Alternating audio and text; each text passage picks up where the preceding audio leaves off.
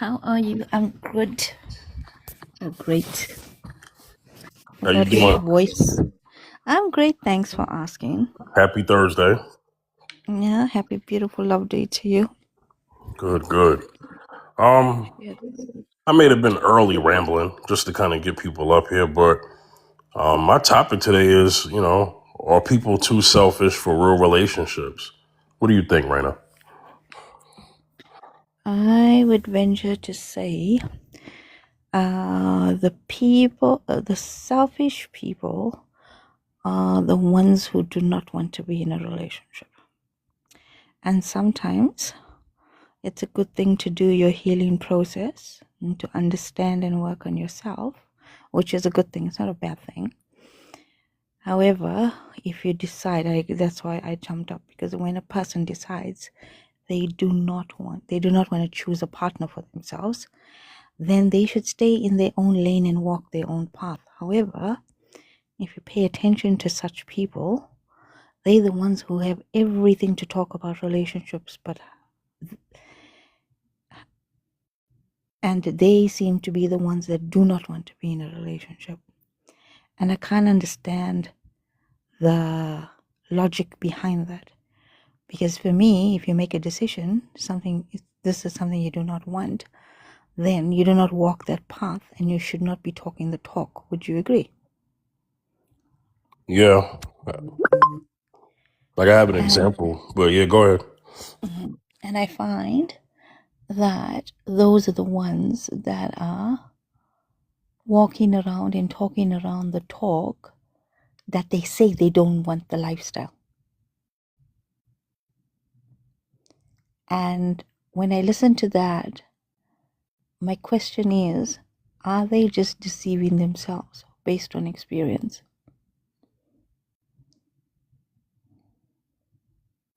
And like you said, you pointed out something, right? About, that fine line between wanting a relationship and not wanting a relationship, and protecting their peace, right? Because the reality is, when you find the partner that you sync with, you both should have peace with what you choose for yourselves. So people who say they do not want a relationship and they're happy with their peace, the question is, how are they in just normal day-to-day communication with other human beings? Are they peaceful? Because to measure your peace, you may not need a relationship to measure that. However, you are in day-to-day communication with people in some way, shape, or form, and that's also relationships. Would you agree? Or am I just putting it out there too much? No, you have some points, and I kind of want to just kind of nail it this way, right? So, I'll give you an example, right? Raina, you would agree that being a doctor is something that is very positive and needed for society, right? Mm. A doctor, a medical doctor. Okay, let's just say I'll go with your thought pattern. Okay, yes. Okay. All right. So a medical doctor, well, I mean, here in my country, of course. So a medical doctor is something that's very necessary, right? Mm-hmm. Um, but let's just say I didn't want to be a doctor. Like I didn't want to be one. I wouldn't speak against it. I wouldn't say, well, I don't want to be a doctor, so you shouldn't be either. Right. Yes. Yeah. So that's how people are who are kind of like in the relationship world. Like, for instance, they don't want to be married. So then, because they don't want to be married, they teach that on others that they shouldn't be married either. Yes. Nobody else must be married if they're not married. I agree with you. Yes. Exactly. Exactly. Mm-hmm. So that's like my example of, look, if that's how you want to live, that's cool, but that's cool for you. You know, don't like try to Mm-hmm. push that on others. And that's like a what do you call it? A misery loves company thing. It's like, Yes. well, if I don't want it, you shouldn't want it You either. shouldn't have it. Right. You shouldn't have it. And So yeah. I have a question for you. Do you think they they are aware of what they're doing, or they unaware of what they're doing, or they're just so familiar with their singleness and that single-mindedness that it doesn't dawn on them that pushing their narrative is influential, and because they make it sound so great, right? That somebody would really go down that pathway. Um,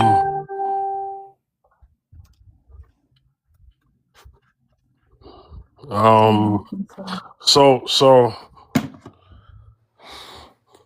try to ask that again if you don't mind, because In another way. yeah. Okay. Uh, okay. I'm single, right? Yes, ma'am. However, I don't talk about my being singleness in any way, shape, or form, Uh huh. because I understand my journey and I know my decisions, right? Yeah. I'll give another person an opportunity to voice theirs, and if I find that we, like, what they're saying is okay, I'm fine with it. However, I don't push that narrative that that's the best way to go, because people were created to be in relationship, Yes. right? So now I'm aware of that, and that is the reason I don't do that, right?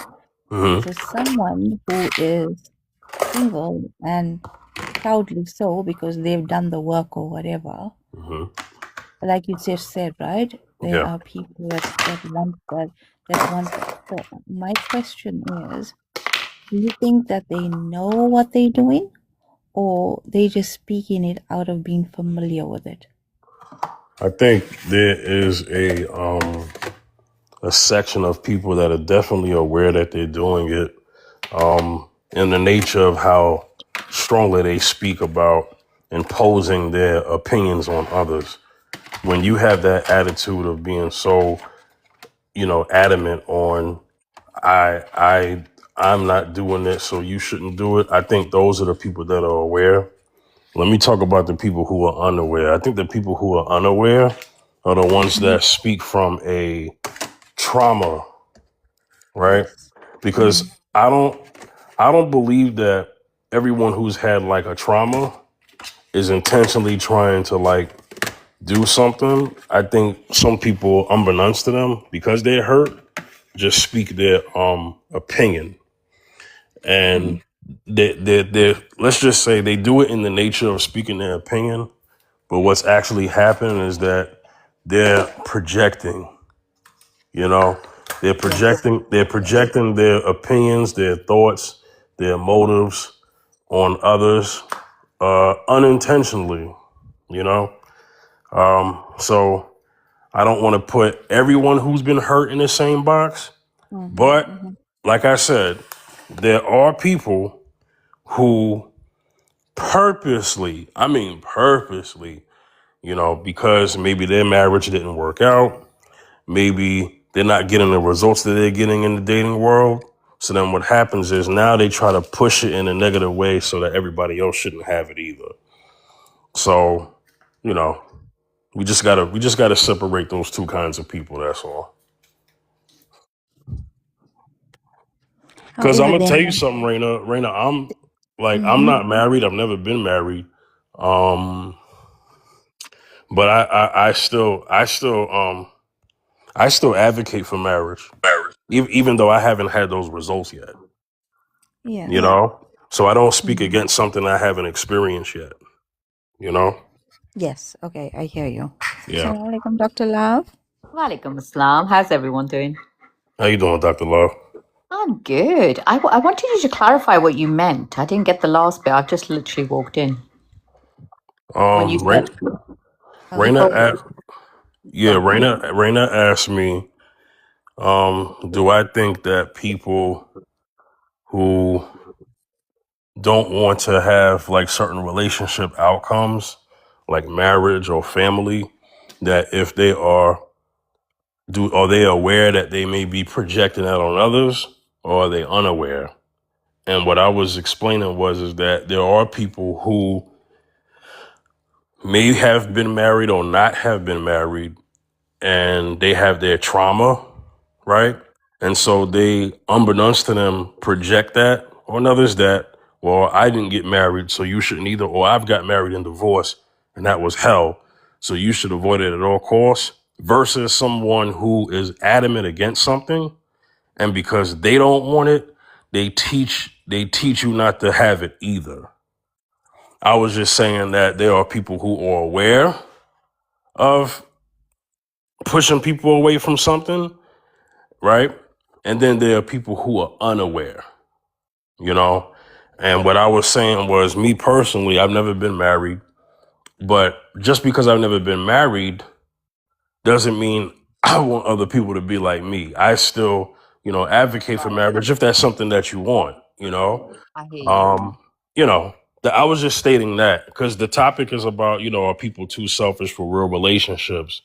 And I earlier said that there are people who walk a fine line between wanting to be in a relationship and not wanting to be alone. So then they play in the middle. But what happens is when you're not all in about something and you play in the middle, you could hurt people and then you could hurt yourself.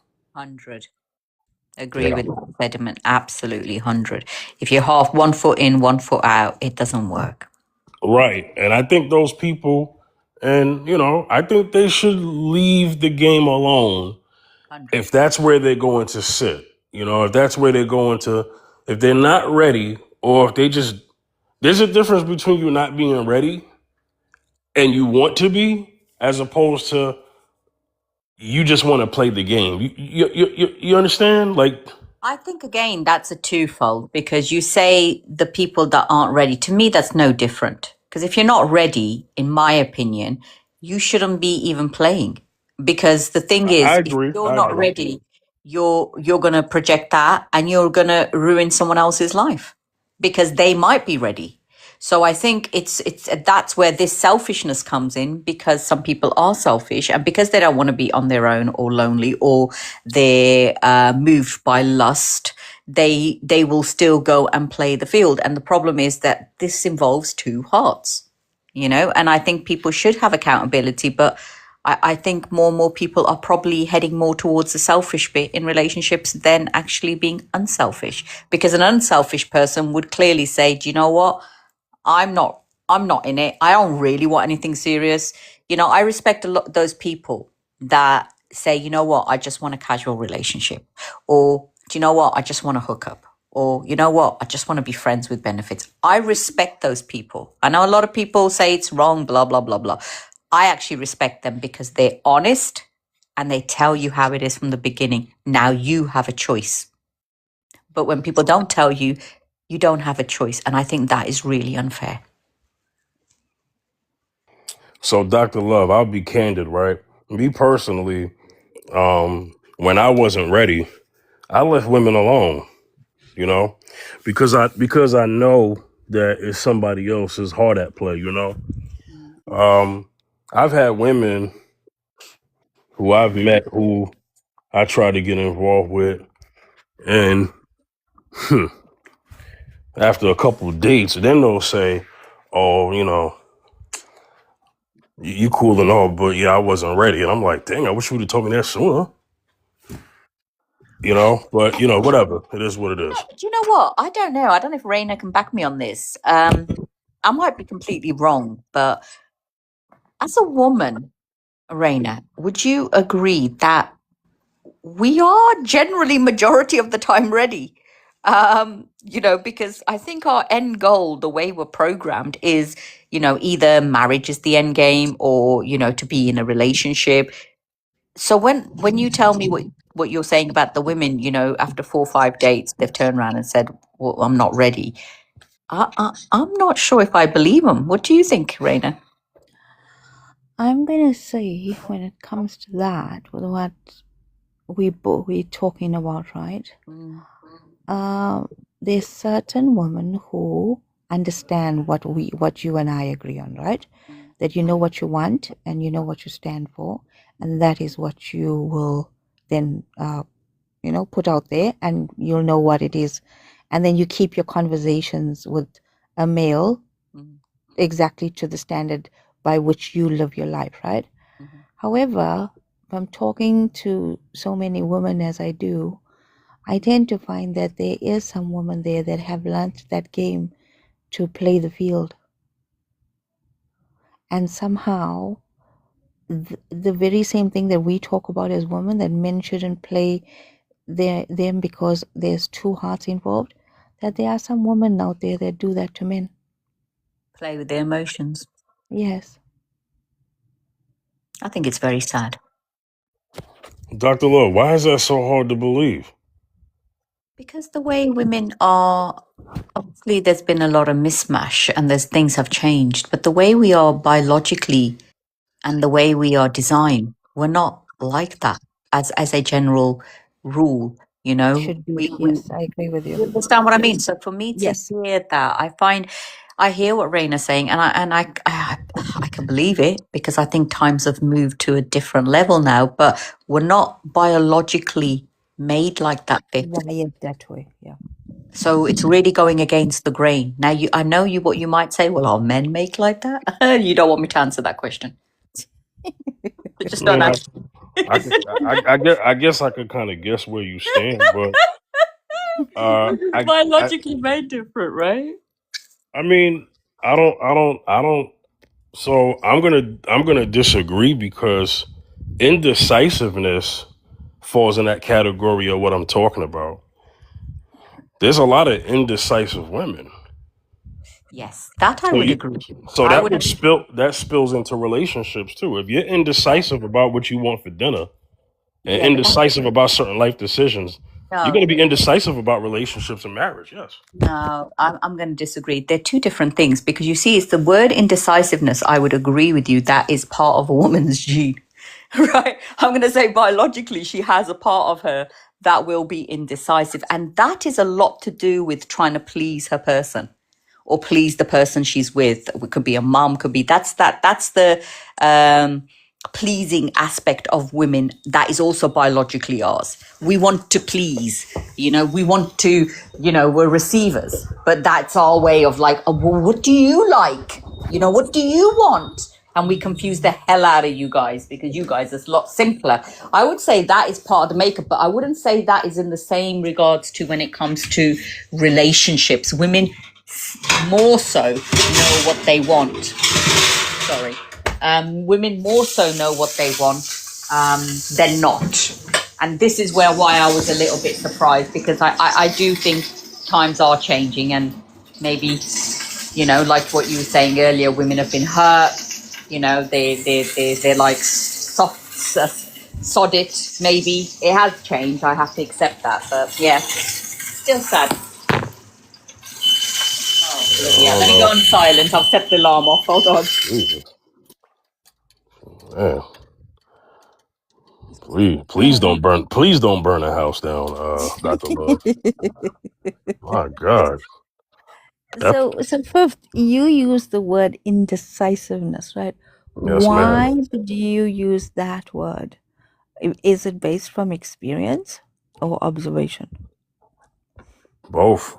So that's why I'm kind of shocked. It could be a generation thing. Maybe Dr. Love is speaking of the women of her like location and age group, but indecisiveness is not, to me, it's not gender based, right?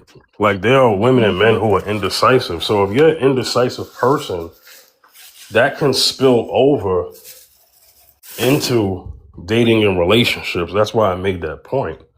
And let's just say you're a woman who knows what you want. You may know what you want, but you may not know the person.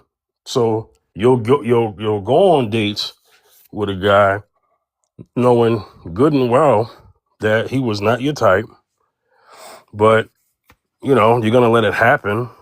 And the problem is when you don't make that clear in the beginning, the other person is catching feelings. When you could have Yes. sooner broke that habit, you know. And so you have that in play. Okay. So now I hear what you're saying, right? So should a woman not go on the relationship or not allow the man to catch feelings? I think women should just date. I think women should just say yes to their type. Like women have what they like, right? Women, there are women out here who try to be open minded, right?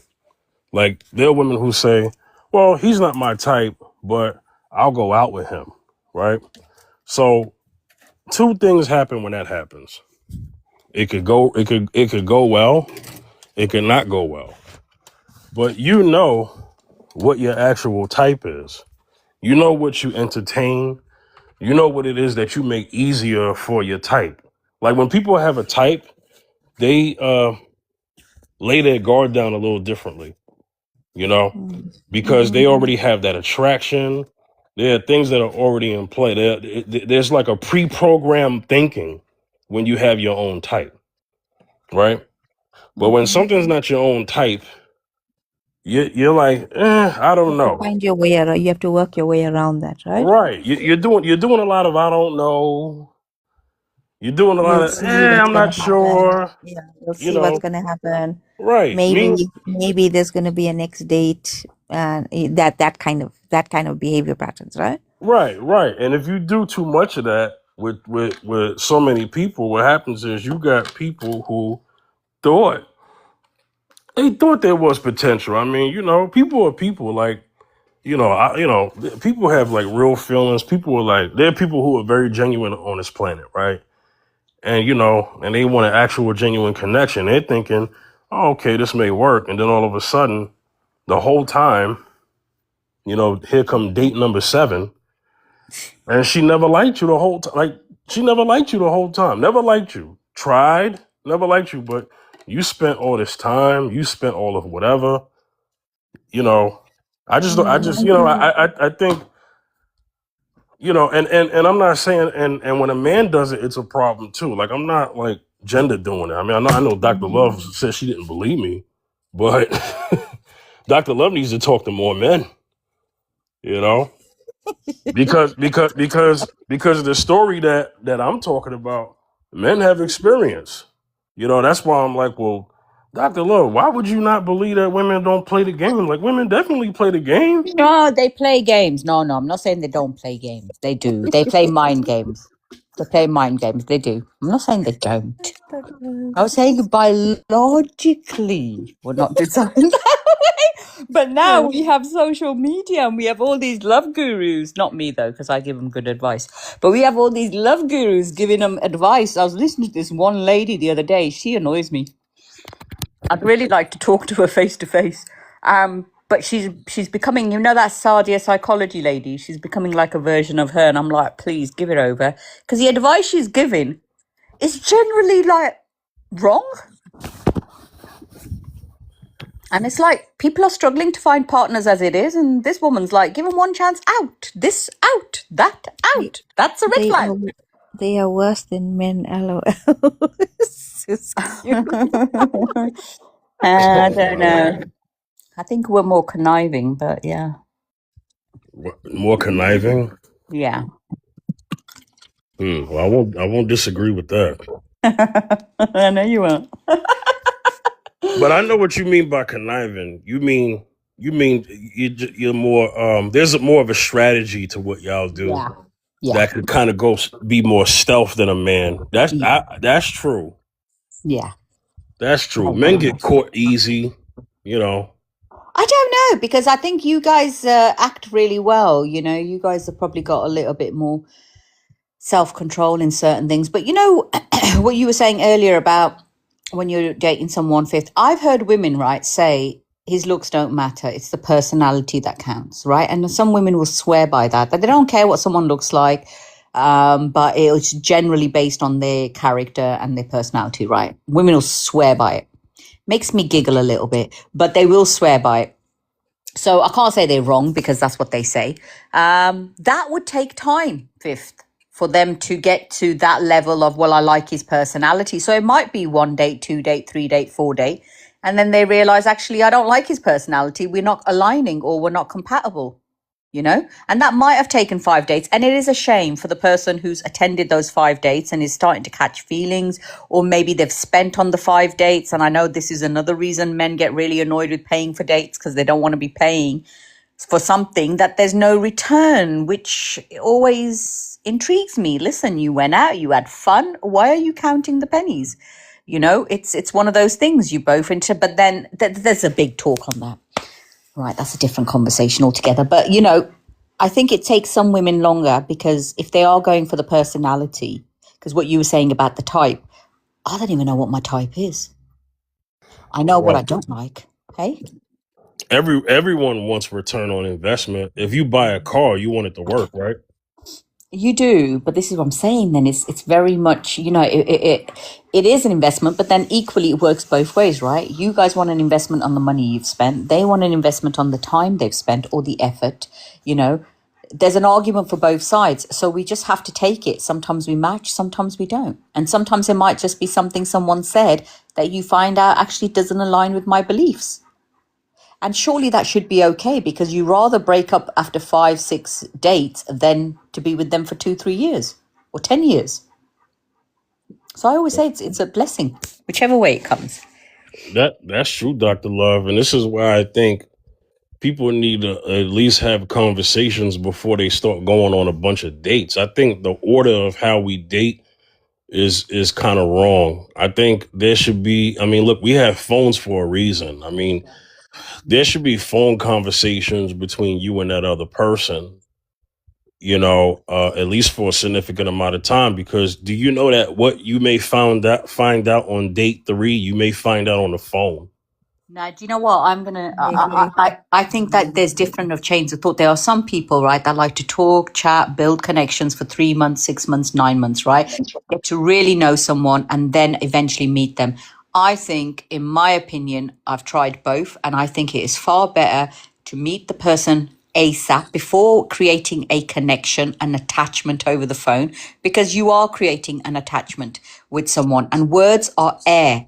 I can tell you anything and everything you want to hear, Fifth, right? But when you meet, who's doing the heavy breathing? I Bob, calm know. down. Yo, Bob, chill for a The Bob. second. Sorry.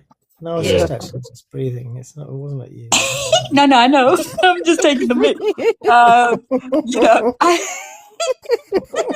Bob. Bob's releasing his tension of the day. Musa. Yeah, This so is where was I? Yeah, so people create an attachment when you're talking to someone, you're looking forward to their messages and whatever. And if there's no dates planned, then you're just talking, and it's very, very low effort. It doesn't cost me anything to pick up the phone other than time, which is very valuable. But some people don't seem to care. If you meet them, the vibe's different, the energy's different. You can feel them, you can see them. And if you're not aligning, if it's not going well, then at least you can cut it off. But when you're talking to them for weeks and months on end, you are creating an attachment the whole time. So I'm just trying to understand. I'm just trying Yeah. to, Bob, give me 1 second. I just want to just, I got you, Bob. Don't worry about it. So, Dr. Love, I think it's very easy for a lady to say that because women typically are not responsible for paying for the 5 dates you talked about. Yeah. But how would your opinion be? Yeah, they're What would- irresponsible. Right. What would your opinion be if now on the other side you were responsible for paying for all the dates? Would So you? here's the thing. If I was, look, I know you guys have a bee in your bonnet about paying for dates, right? And Bob It's not. It's but hold on, Dr. Love. It's not a bee in our bonnet. It It's is just that because it's like there's no return. There's no return. We don't want to spend money on someone that we don't even want to. I hear it all the time, Fifth. So my response to people who are dating is simple. Who told you that you have to do 5 dates where you're going to be having to spend some hardcore money? Why don't you use your creativity? Why don't you use effort and plan dates that aren't going to cost you $40 to $80 or £40 to £80? You know, you could go for a first date, which is a coffee date, right? What's that? A few dollars each? You could even have an agreement. This is where it frustrates me because I hear it all the time, right? This is an adult conversation. Listen, hey lady, I like you. I like your vibe. You want to get to know me? I want to get to know you. Here's an agree. How do you feel about this?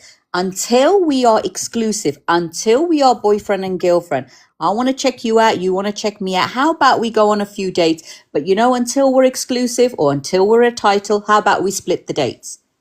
Right?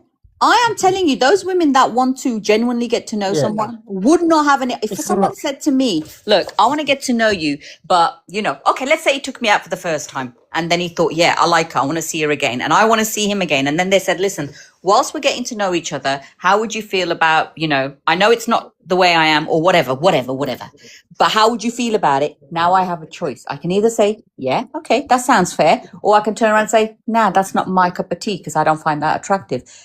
You can have those conversations. That's option one. Option two, plan the 2-3 dates, which are cost effective for damn God it. Go for coffee, go for a walk, have a picnic. The third one, maybe go for a light lunch. You don't have to spend loads. Fifth, are you listening to this, right? Are you listening to this? A woman is going to find 1,001 ways to waste your time, waste your life, and waste your money. You know what? You hit the nail on the head before, right? When you said, you know what? Get to know them first over the phone. And even if you do form a connection to them, a virtual one, it's not as solid as one you form with someone in real life, right? So what I do is do the due diligence up front.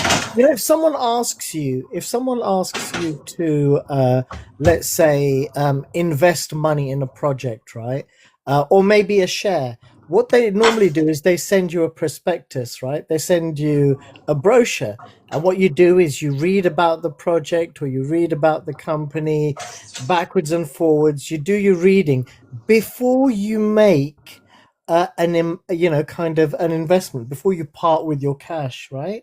It's the same way, I think, these days in terms of getting to know a woman, because women wear masks. Women will tell you what you want to hear, and there's an elaborate kind of footsie dance because they're too busy and invested about trying to be who they think you want them to be, right? To actually be themselves. So you get this elaborate little dance under the table where both people are kind of pretending they've sent their false representative, right? With the sole mission to secure the second date, right? That's all it is. They're literally, and then the same thing happens for the third date until eventually they let their guards down and you're beginning to see a little bit of the other person. But that's going to take a month, maybe sort of 6 weeks. So, my attitude is, why go through all of the pain and the hassle of that to find out by literally the end of 2 months that you're not compatible? Do it over the phone, save a lot of time. And actually what you can do is you can find out a lot more through conversation. You can find out about a person's upbringing, person's relationship, where their wounds are, psychologically, how they frame and see the world, what they think an ideal future looks like, all of which, right, could be completely incompatible with yours. Bish bosh bash, done. Don't need a date because it would have been a waste of time. But I patterned that out over the phone in a couple of conversations. Thank you very much. Good night. Yeah, see now, Bob, this is why so men and women will always have a difference in opinion on this, because this is just my opinion. Men date, but women participate in dates. So this is why it was so easy for Dr. Love to. Now, Dr. Love did get fair at one point because she did say, well, let's say you met a woman and the woman agreed to go Dutch, right? Now, Dr. Love, that's a certain set of women. It's not about the money. I think this is where we're getting it wrong. It's not about the money. I'm bringing up her point. It is about the mentality. But I think, if you want to go Dutch, I think it's an honest conversation. You have to say at the beginning, if I was a bloke, and I can say this fully heartedly, knowing who I am and how I am as a person, if I was a bloke, I would not even think 2 ways of taking my lady that I'm invested in, that I think is the bomb's dom, right? I would take her out, I'd wine her, I'd dine her, I'd use my creativity, I would impress her, because that is what I'm after, because I'm a pursuer. right? I'd go on a few dates, I'd suss her out. Is she kind of woman that I want to be? But I would never ask her to pay. And I'm not just saying this because I'm a woman. I'm saying this because that's, I believe, how I would be as a man. But if I couldn't afford it, then I would, one, date a woman within my own price range, or two, I would make the dates creative, or three, I'd have an honest conversation and say, look, whilst we're dating, whilst we're not boyfriend and girlfriend, how would you feel about going Dutch? Simple. She says yes or no. No biggie. And that's if I was a bloke. It's not about. I mean, I don't Well, see see, it about the money. Dr. Love, you can said make my lady. My lady is different. But go ahead, brother. Yeah, I was going to say, look, do you know what? You can make more money. It's easy. Money comes, money goes. You can easily make more money. What you can't make more of is time. And Thank an you. epic waste of it is incredible stupidity, especially if it's something, you know, if this is something, if you can pattern out someone is not going to be for you, and you can do that in a couple of conversations, how much of an idiot are you going to look when you get into a car, travel, you know, maybe a couple of hours to go on a date, right? To spend a whole load of money on someone that really, if you'd actually just picked up the phone and had a conversation, you'd have saved both of you the time and the bother. Do you know what I mean? It's about it's about being efficient. It's not about the money. It's about being efficient. So what you're saying is the dynamics around dating needs to change, because the reality of that first time you meet, take her out on a date, that's an old-fashioned system. Would you all agree? Yeah. And many people's mentalities are that way. Expectations are that way. It's still Raina, they're still stuck. Bang on, Raina, and I'll tell you why it needs to change. I'll tell you the problem with it. Right, the problem with it is people don't know themselves. They don't know who the hell they are, which means they don't know who the hell they're looking for. Right? Because if you don't know yourself, you sure as hell aren't going to get to know someone else, right? So, and here's the thing: it's like fishing. It's like having your foot across the edge of a giant kind of what do we call it again? Like a dam. You know, a dam, right? That's holding all this water, and inside that you know, kind of dam, inside that water, millions of gallons of water is a tiny little goldfish, and you're trying to, because that's the right person for you, right? And you're trying to catch it with a fishing rod, and you're just going to be there forever because it's not going to happen. And the reality is that because people are confused, they don't know themselves, they don't really know who they are. That means they don't know who they're looking for, which is why these kinds of people are happy to go on, because everyone's going to be good for them for 5 seconds, right? And that's the issue. The when you do know yourself, you're looking for someone and something that is incredibly defined. You know what good looks like, and you know how you show up in a relationship. And if you know how you show up in a relationship, if you're kind, empathetic, you're unconditionally loving of your partner, that's damn good. It's also damn fucking rare, right? Because most people Bob, watch that F word. Sorry. Most people are D-heads or absolute selfish little monsters, because that's what we've got. You know, we've got a lot of people that live in the church of me, myself, and I, are only capable of giving an SH1T about themselves. You know, their partner is kind of like an accessory, a little bit like their, you know, sort of you know, like their Jimmy Choos. So I have a or their question for you, Louboutins. Bob, and Fifth. You guys said it's different when you're my lady, right? And it's different once you're official. Are you telling me that with the mentality that you roll with, for example, I'm not saying that's your mentality, but if you roll with the 50-50 Dutch mentality, right? Are you telling me once you're official or she becomes your lady, your mentality changes? Yeah, there's no 50-50 mentality. If she's my lady, right, she doesn't need to worry. She's Bob, going you to are get 100% 50-50. I know you too long. You are, well, don't even sit here and blag, right? 50, Not That you completely. You don't really know me. You don't know Bob, me. there is no one more 50-50 than you. You are 100% 50-50 mentality. on your first date, brother Bob? Not on Second my date, first third date. date. No, a woman never pays on the first date. A He woman's might never going to start, pay. he might, you know what? I'll give him the benefit of the doubt. He probably may just pay for the first date, but there's hella no way he's paying for the rest of the dates, right? And if he is with her, he's going to have that mentality because Bob's You know, mentality is 50-50. it's rare. You know, you're talking about a second date, which is Mount Everest. It's rare that anyone gets to a second date. You know what I'm saying? She obviously wasn't special enough, Bob. Now, when you looked into her eyes, you thought, hi, bale. I need to see these eyes one more time. I need to feel her presence, her Walaikum salam. energy, Yeah. Which is smell why. her perfume. So you know what? Here's the thing. Here's the thing. And this is the problem. This is fifth. This is the twist that's coming. Right. This is a subtle thing that I think the entire world is missing out on. I'm dating. I'm not looking for dates. What I'm gonna do is have loads of friends, right? And you know, out of the process of actually meeting people and making friends with them, rather than dating them, right?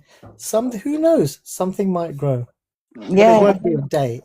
And I think the whole concept of dating is just absolutely nuts. But I think people It's are going more towards that. I've heard, I was on a live this morning, I think, and they were advocating for friendship first. I've been saying this for 3 years. I invented it, and now the world's catching up with it. They were saying, you should become friends first and then, date. But then I'm like, well, hold on. If you're becoming friends first, you've met someone, you're attracted to them. Now you want to get to know them. But because you don't want to put a title on it, you want to do the friend thing. Fine. Got it. So when you're friends, are you staying exclusive to that one friend? Or are you having lots of friends? So you know what? I was in Sigma's live today, and this girl rolled in right into the things, and she said, "Oh, Bob, unblock me." And I was like, "Why?" And she said, "So we can talk." I was like, "Hang on, right? When I had you unblocked and you had the opportunity to talk, you didn't, right? But now I've blocked you, you want to talk." I was like, "Get the hell out of here." Do you know what I mean? There's a lot of that, and that's the point. I think people don't take the time and the opportunity to speak.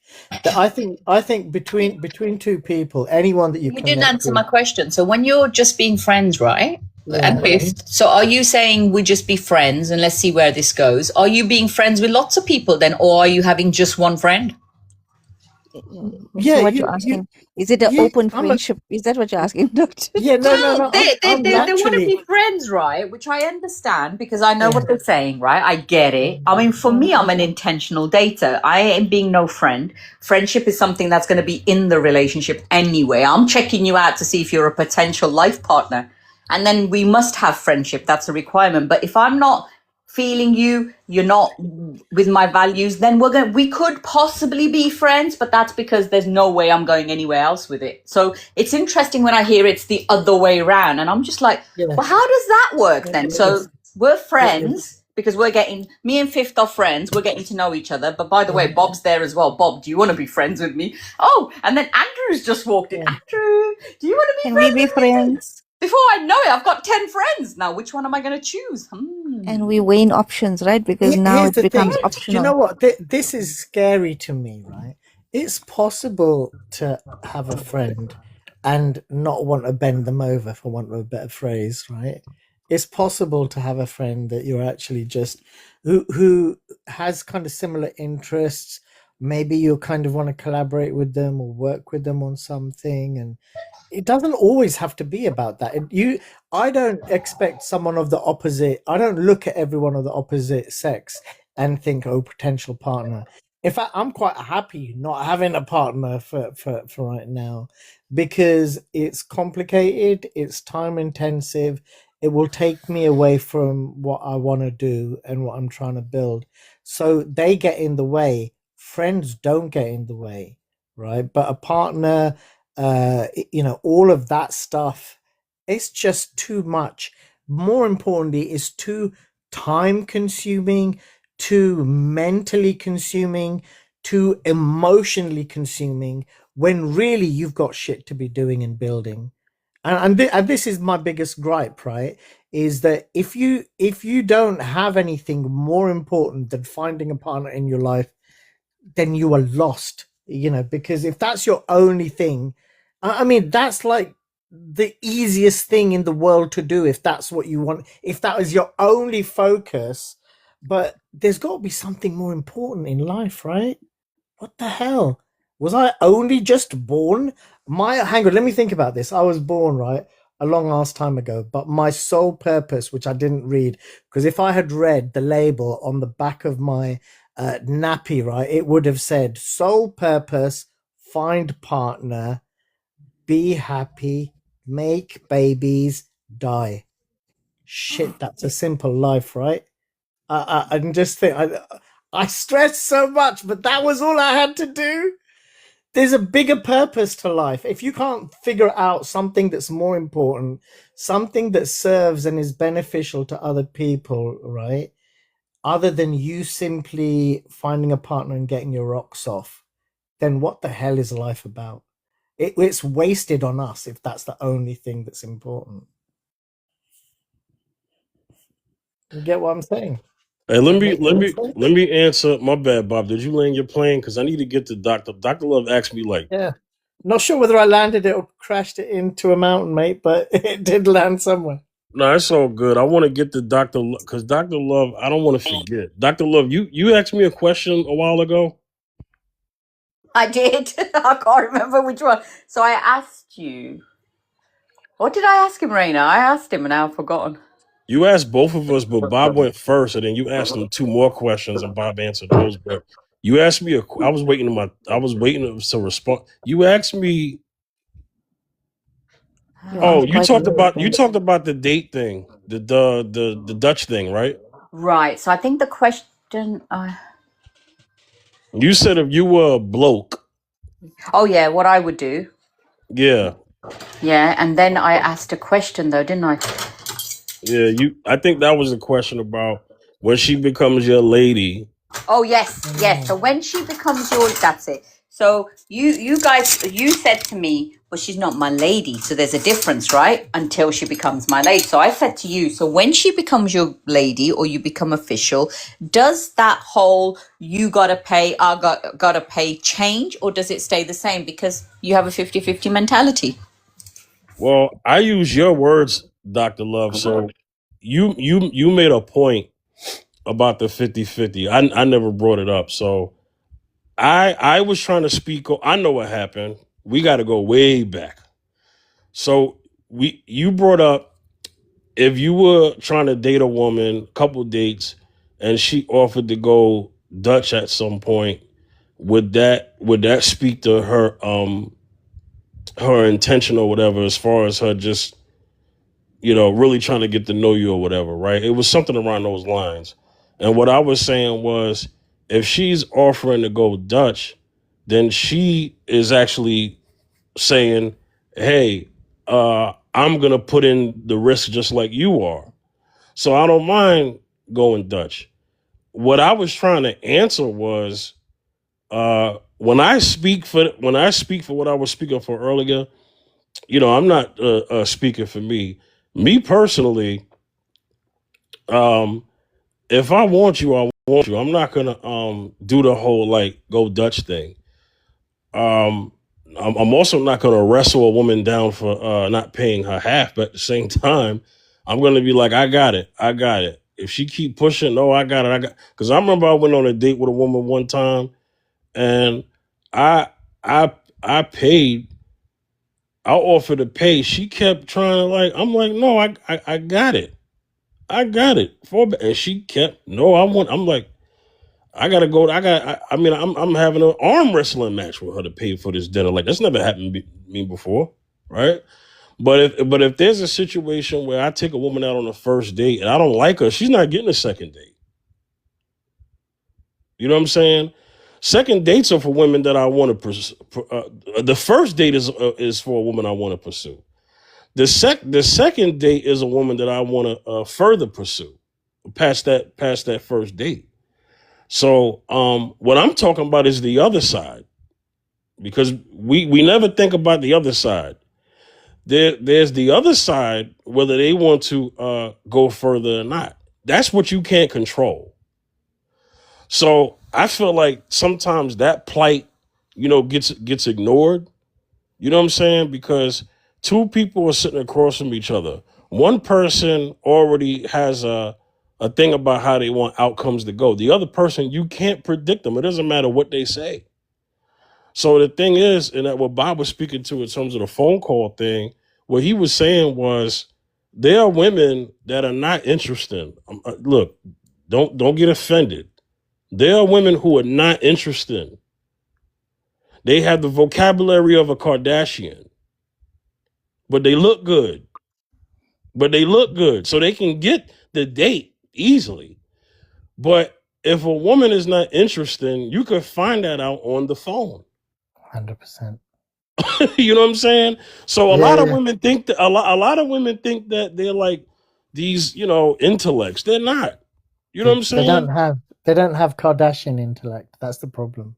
And Right. Kardashian intellect. We're talking. That's a pretty low bar, right? Fifth. What the heck is Kardashian intellect, may I ask? That's a bar that no one can limbo underneath. Yeah, Raina don't know about celebrities, so. But what I'm saying is there are women who are just like boring. Hey, know what I Fifth, mean? you know what's funny? I can explain Fifth, it. should I tell you why that's funny? Let me Hold one on, second. Bob. One second. Bob, hold on 1 second. Let me let Beyonce talk because I've been waiting for him to come in. Go ahead, Beyonce. Let me explain the Kardashian intellect, right?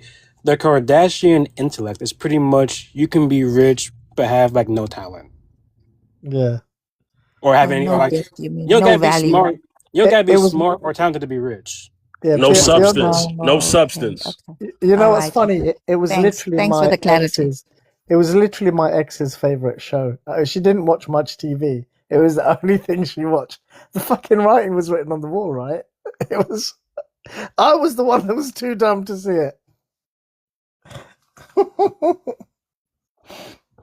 Bob, that F word, man. Sorry, dude. Sorry. But yeah, God, I'm all over the place. I'm just trying to answer everything Dr. Love asked, but let me Let's get back to the prompt, rather. yeah. Well, let me get to my people who just joined in because I've been waiting for them. Hey, Zacchaeus, you there? Hey, I'm here. What's good, man? Yeah, let me get to you because I know you don't have a lot of time. Hey, the prompt is: are people too selfish for real relationships? Go ahead. Are people 100% selfish in relationships? Are people too selfish for real relationships? Yeah, some people are, man. I mean, because you see, even when they're in relationships, they just think it's all about them.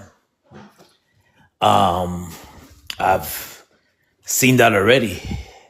Most of the time, those relationships don't work out. Most of the time, they're not unsuccessful, very unsuccessful. Because you see, when your relationship is about sharing with each other, building together, supporting each other. And when you make decisions, you include that person. But you see, when you're a person that always making decisions, even if you're not considering the other, you're inconsiderate. You're not even considering how that person will feel when you make decisions. That's where the issues come in. That's where the issues come in, and you can't. And it's like, man, you made a decision, and then all of a sudden now the person that you're with don't understand what you're doing because of lack of communication, because you're used to just doing things for dolo and looking out for self. And then he or she is like, wait a minute, but how come you made a decision, you didn't talk to me about it?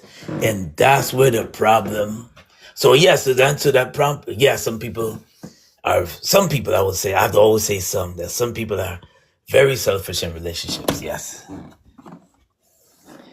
Hey, Beyond, oh my Yeah. bad. Go ahead. I was just trying to let Beyond get his turn. Beyond, you there? Yeah.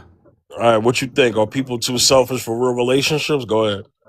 Well, I'm assuming this question is a general question, you know. I don't know if we're there yet to the point where like your average person is too selfish, But I will say that, because of all the external factors in society and in the world, that we're starting to breed more self-centered people. We're starting to see it a lot more. But I don't know if we're at a place where it's like, the average person is too selfish, That's what I think. So beyond there are things that are in that umbrella that actually can be talked about in this topic, right? Dr. Love brought up the dates thing. If you're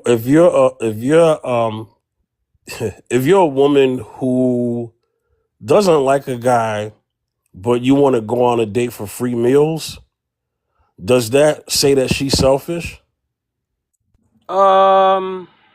She's selfish. I mean, she's another word. I don't know about selfish. She's probably going to eat shellfish. That's what she's probably Yeah, going to eat. And loads of it, man. Loads of it.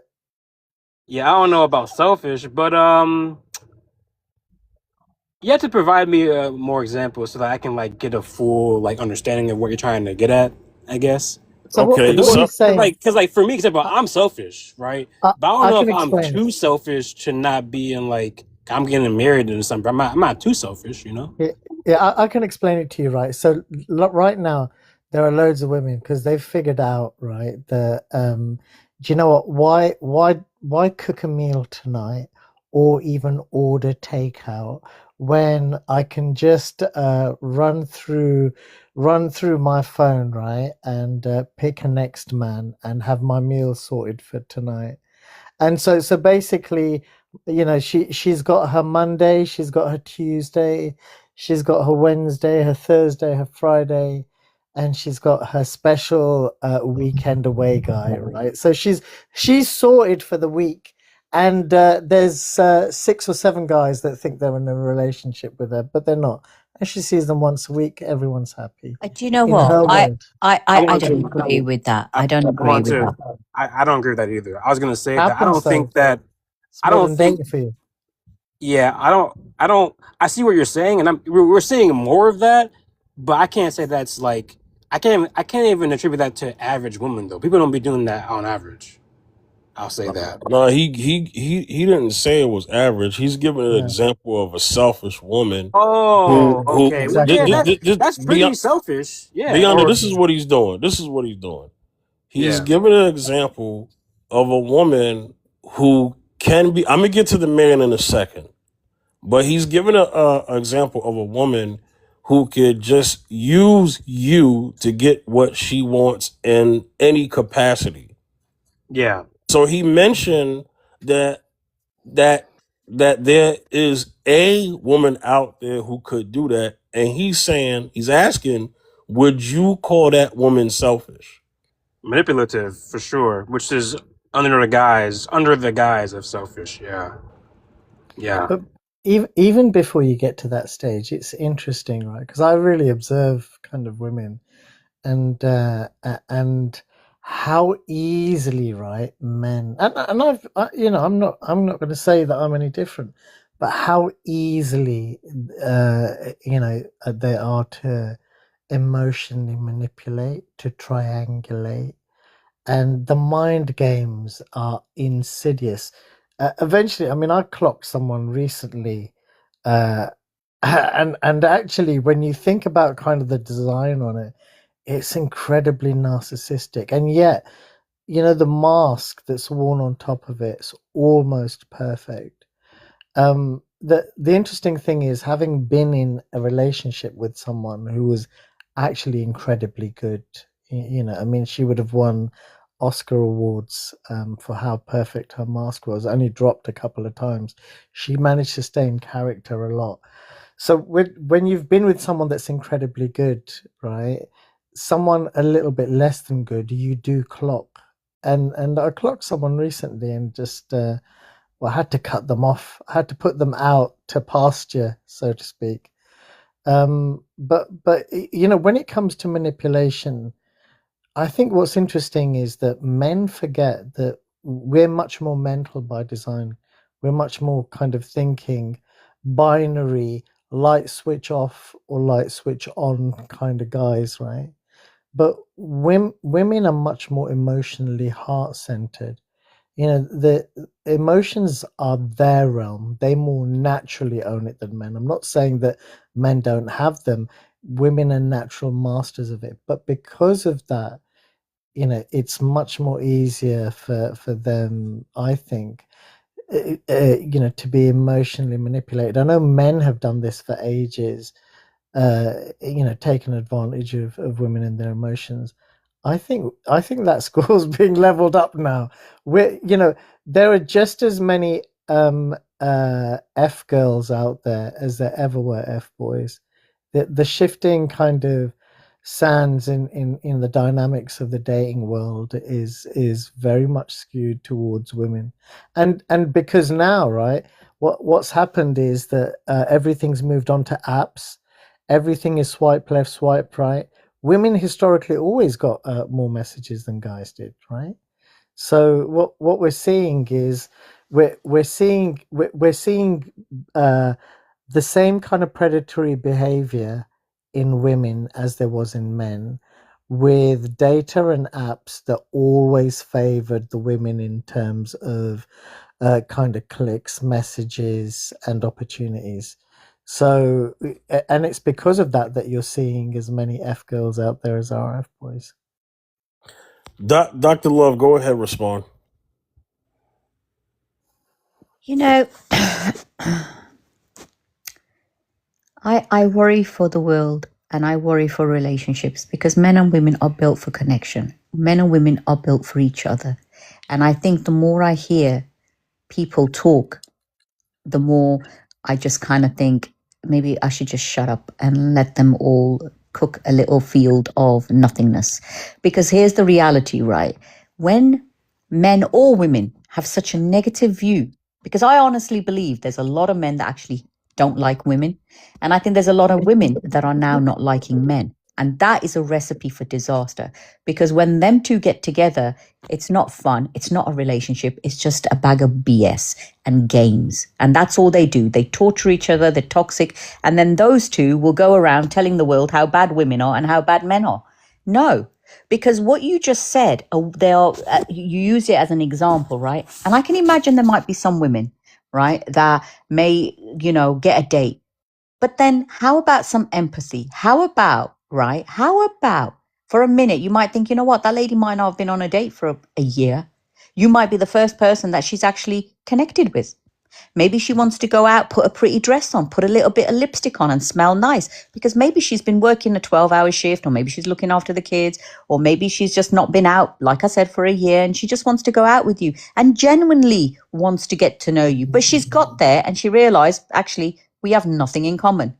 I don't think it's unfair for you to ask, look, do you want to split the bill at this point? Because neither one, especially if she's there You're looking at... obsessed about the bill, really, aren't No. you? Let me finish, right? Especially if, no, because I'm not obsessed, because I know people are obsessed. Listen, Bob, I'm very simple. I'm not a 50-50 mentality. I say it straight. And anybody who is doesn't come near me because I don't find that attractive. So I'm not saying that I'm a woman that appreciates that. I don't. So for me, it's not about that. It's what I hear. And what I'm trying to give you guys is a perspective that, you know what, that woman may have gone out. There are some women that might abuse that, but not generally. The comment you made, Yeah. she's got several men and, she could be texting them. I don't know any woman who's going to take her time to get ready, to make an effort 7 days a week or even 5 days a week. It takes time. It takes hours for a woman to even just put her makeup on.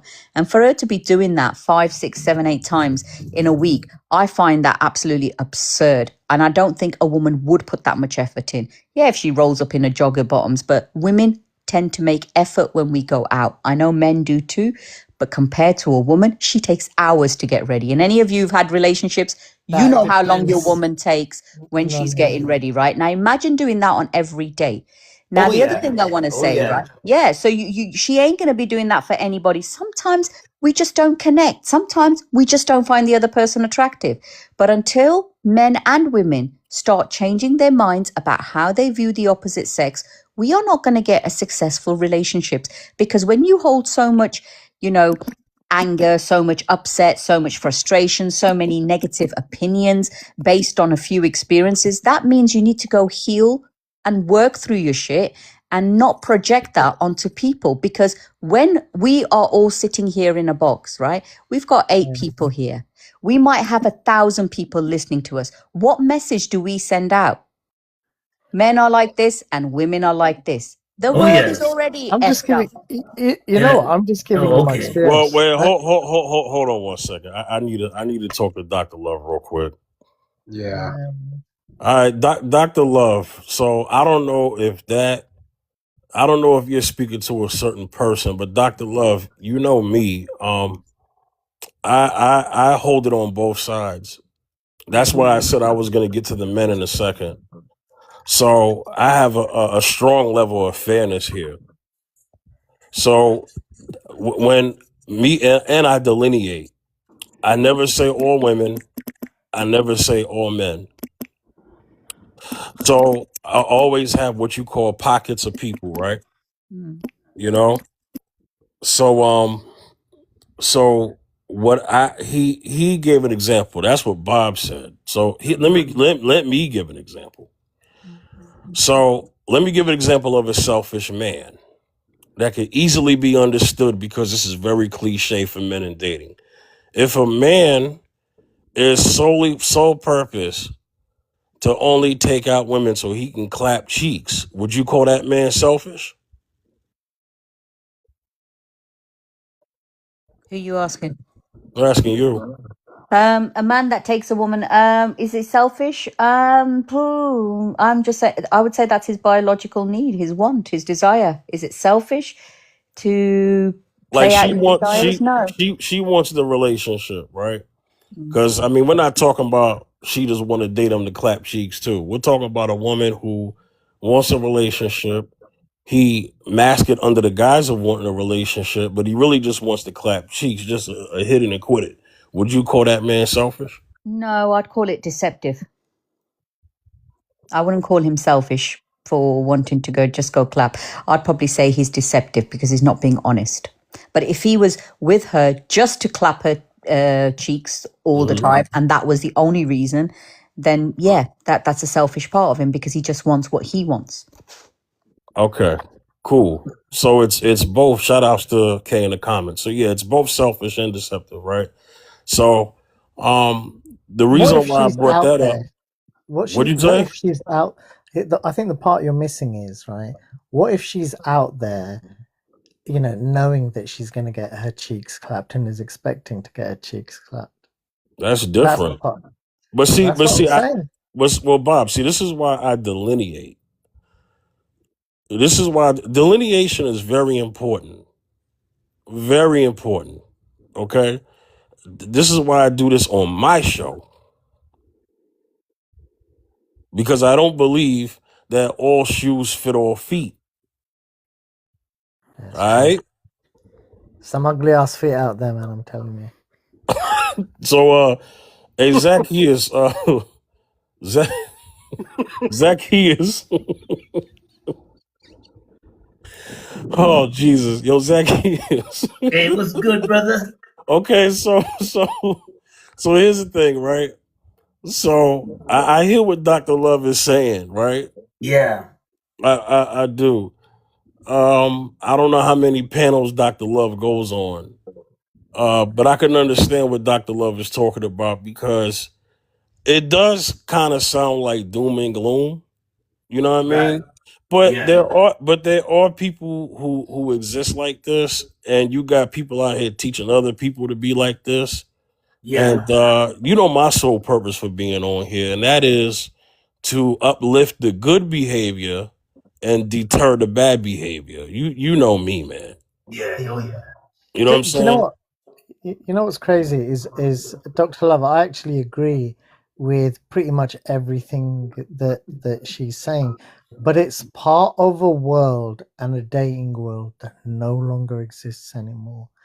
It's just a madness out there. It's like being in a tank full of piranha fish. It's just savage. There's no two ways about it. It's proper savage. There's no etiquette. There's no kind of there's no rules. There's certainly no morals. It is a free for all.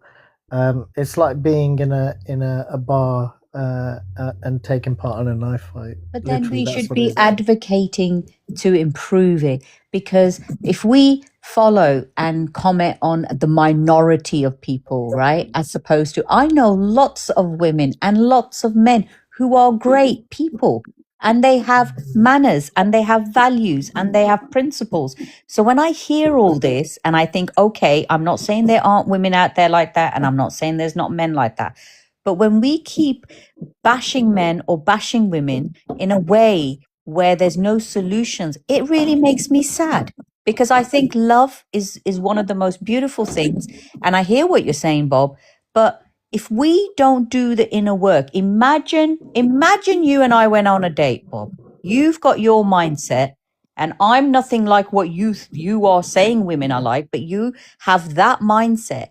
I can just imagine everything great I do. You'd be sitting there thinking, aha, she's got a mask on. Aha, watch But her on day 3. She's going to let it all but out. This is not the real her. What I'm I trying don't. to say is people hold those projections and they go out with that mentality.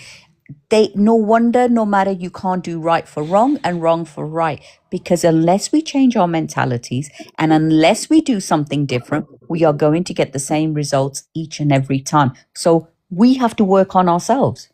Well, Dr. Yeah, Love, but I didn't you don't. once, Beyond real quick, I'm sorry. Yeah, I'm go ahead. very sorry. Dr. Love, didn't you once say on another show that women fear men? Yes.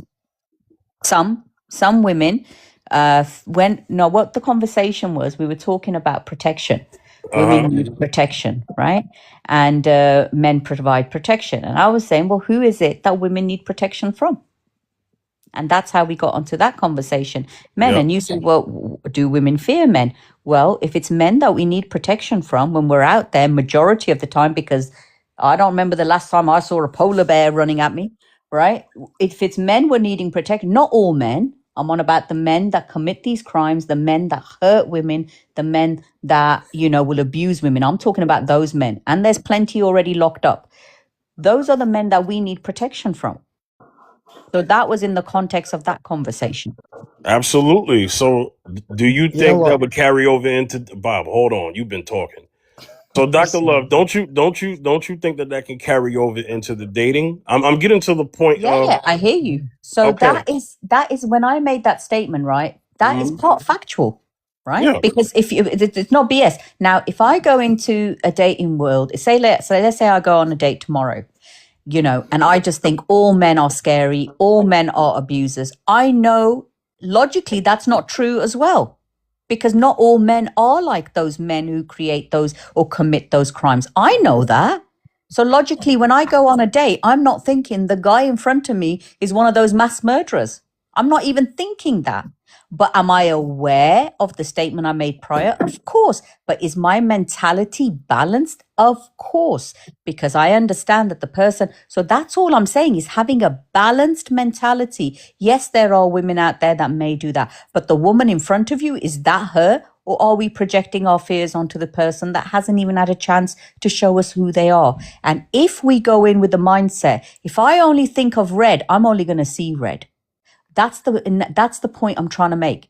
If we go into a date thinking, well, this woman's going to be wearing a mask, this woman's going to be blagging, I bet she's a cheat. If our mentality hasn't changed and our perception of who this person is, then we're going to be going through that date in the same way. But when you balance it, you balance the right and the wrong. Things happen in the world, but that does not mean this is this person. This is why I always say, when someone shows you who they are, believe them, because they've shown you. You don't need Yeah. to keep seeing the repeated behavior, because they've But already yeah, shown you who they are. But unless they have, give them the bloody benefit of the doubt. that's right. Yeah. all right, Beyond, go ahead, because I had cut you. Sorry. No, you're good. I think I agree with Bob, because what he was doing, he wasn't advocating for that mindset. All he was saying was that he was identifying the problem that is happening in the dating marketplace. And while it's not the average woman, there is there, what he was saying about like the women who have like different guys on their phones for different things, we're seeing a lot more of that. It might not be, you know, like half the women in the world, but it's happening like a lot more frequently. And I think what he was speaking to was anecdotally, but also like, it's starting to happen a lot more where like women are putting guys in categories and using them for their benefit. That's absolutely true. And I also agree with Dr. Love saying that we need to be able to, you know, advocate for a positive mindset, but we have to identify the problem as well and not brush these negative things from both genders under the rug as if they don't exist.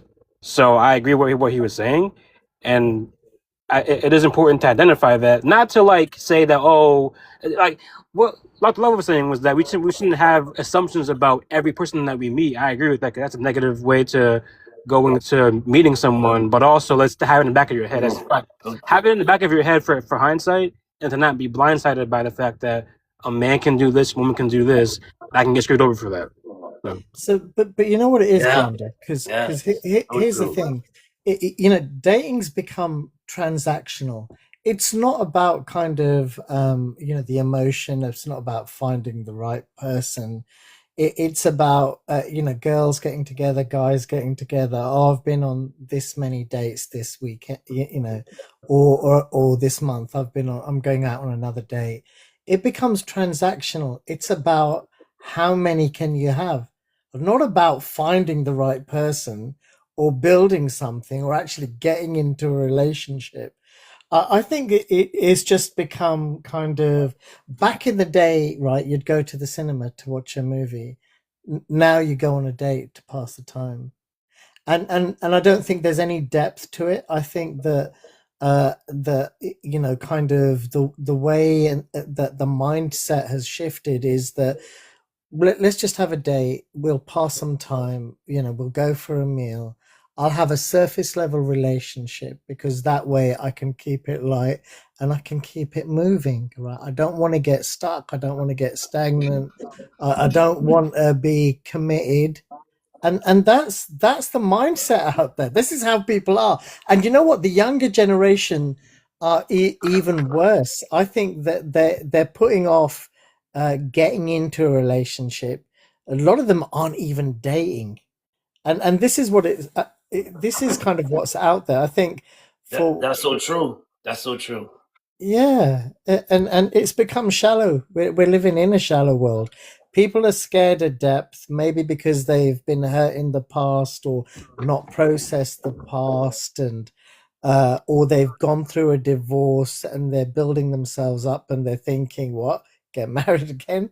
Go through what? How many times do I have to give away or lose half of what I built? How crazy, how dumb do I have to be? And so it breeds a you know, kind of like a hands-off approach to dating. I'll turn up, but my emotions won't. I'll turn up, but my commitment won't. You know, I'll turn up, but I'll lock away my independence for a night and pretend that it's not really there, and that's not really what I value. That's the world that we're in. Zacchaeus, you had anything?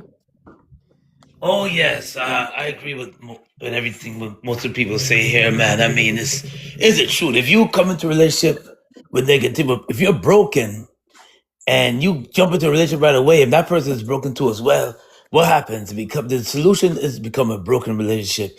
If you go in there with a positive mindset that not everybody is the same, then you have a better chance of allowing that person to be seeing who they are. And it's true. If you study dating, like how much people, like I will have to ask a question. How many people you see holding hands on the street compared to way back in the days when we were coming up? Dr. Love, how much people you see that? How much people you see that now? I barely see it. I don't know. I'm I'm in New going to York be City. honest. I see loads. Maybe because I'm looking for it. Maybe because I'm looking for it. Okay. I'm looking for it. I'm going to own it. I look for love and I see love. I do see people holding hands and I see them cuddling and I see some cheeky kisses as well. Okay, I live in New York City, whereas you see it, but it's not as so much when I was coming up in the 90s. I see it more then than I see it now. If you do, sometimes you don't even know that they're a couple. They won't be holding hands, but you don't know that they're a couple because it's like, okay, that's who you're with. You don't know. But most of the time you see, because most people rather some people are living in fear, and most people rather be alone than to compromise their peace, especially if they've been damaged before in a past relationship. Some people they rather stay alone. They rather stay alone. The only reason why, because they're afraid of stepping out and dating somebody again and getting to know that person all over again. They're afraid of jeopardizing their peace, and that's why most people are alone. And that's why, and then young people, when they look at that and they look at the divorce rate and they look at everything, and you can count how much people are married compared to how much people are divorced or just being alone. They look at that and they're like, wow. And men you gotta lose all this. You know what? I'll stay lonely and I'll just do this and do that and I'll just stay alone. And you see, and that's more of the norm compared to people getting married. That's more of the norm of people hooking up and getting together. And like what the brother said, that is the truth. You see that it's more relevant today than how it used to be back then. And Zacchaeus, yeah. did you grow up in a time when? Do you remember when the program used to come? I can remember like watching Dallas and stuff like that, and because my mum was into it, and I can remember watching those shows. But and then everyone would talk about them the day after in school, right? But you had to, there was no kind of on-demand TV. There was no like Right. Netflix that you could watch No, a not that. show. No. If Right. you weren't there, you didn't see it, right? You didn't catch You didn't the see show. it. You didn't. Yeah, you didn't see it. There's no like. Let me go to YouTube and see the repeats and see the clips. None that didn't exist back That then. didn't exist. And so you know what, No. back in those days, right? When you Yes. made a date to see someone, you were praying they were going to turn up. There wasn't you didn't even have phones to text them, right? These At that days time, you're getting yeah. 700 texts before you've even met the person, between Right. leaving your home and getting there, right?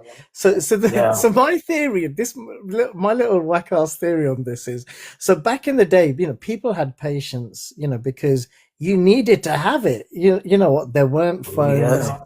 There weren't kind of even. Do you know now? I can go on Netflix. I can pick up a show, rewind it to what part I want to see it. Right? I can do that with a click. Back in Yes. the days, you remember do you remember videotape? You had to rewind the bloody thing. You Oh had yes. to, No, and it used to, you had to be patient Yeah. because it might take about 4 minutes, right? And everything took time. It We took were time. quite Yeah. mindful, generally, because you had to learn to wait. Stuff took time, right? And Yes. I think maybe back then relationships and dates worked better because there was a heck of a lot more kind of that could go wrong. A person might not turn up, right? Now you ain't leaving your home unless you've had 700 texts that the person's ready and that they're going to be there on time, right? Is this just the truth? That's the truth. Yeah. Yes. And Yes. so the reality is, when you met that person back in the day, it took all of that patience, all of that time, right? Yes. You were pretty emotionally invested before you even turned up, right? Because you had to be. Yeah.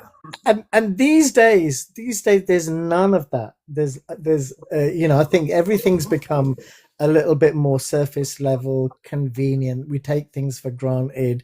Nothing is worked at because nothing needs to be. If this one doesn't work out, tomorrow's will. It's just too accessible. And now you've got a million apps, so you can order.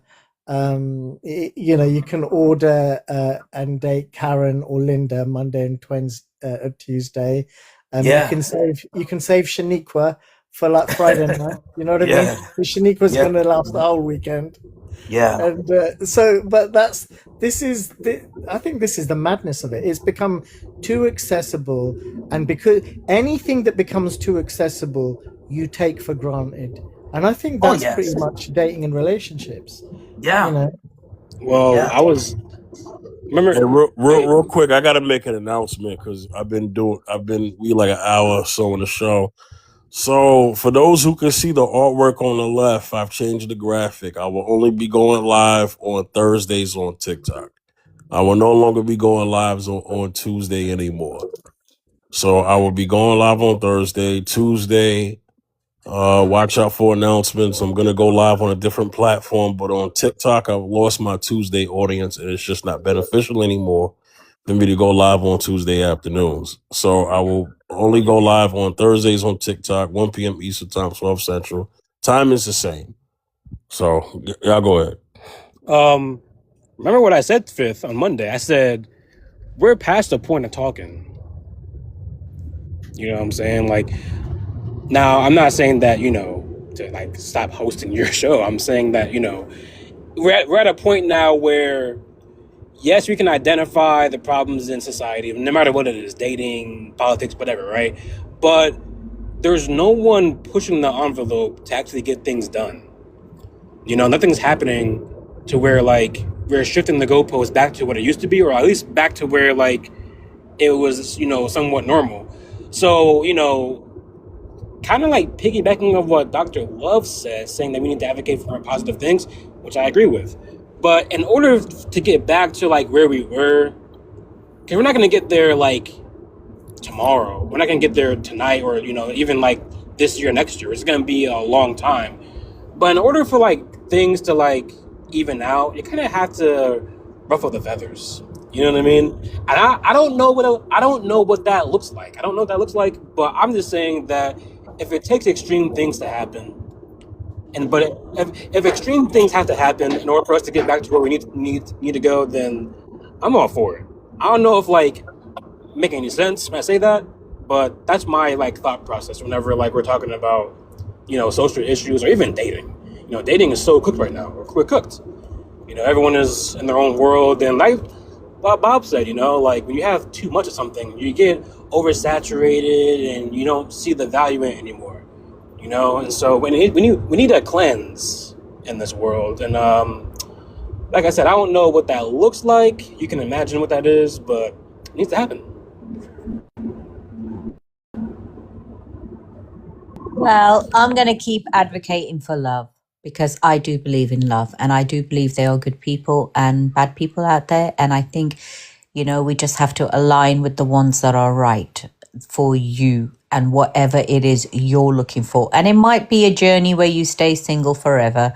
That might just be it. But keep advocating for the positive and inshallah it happens. You just don't know.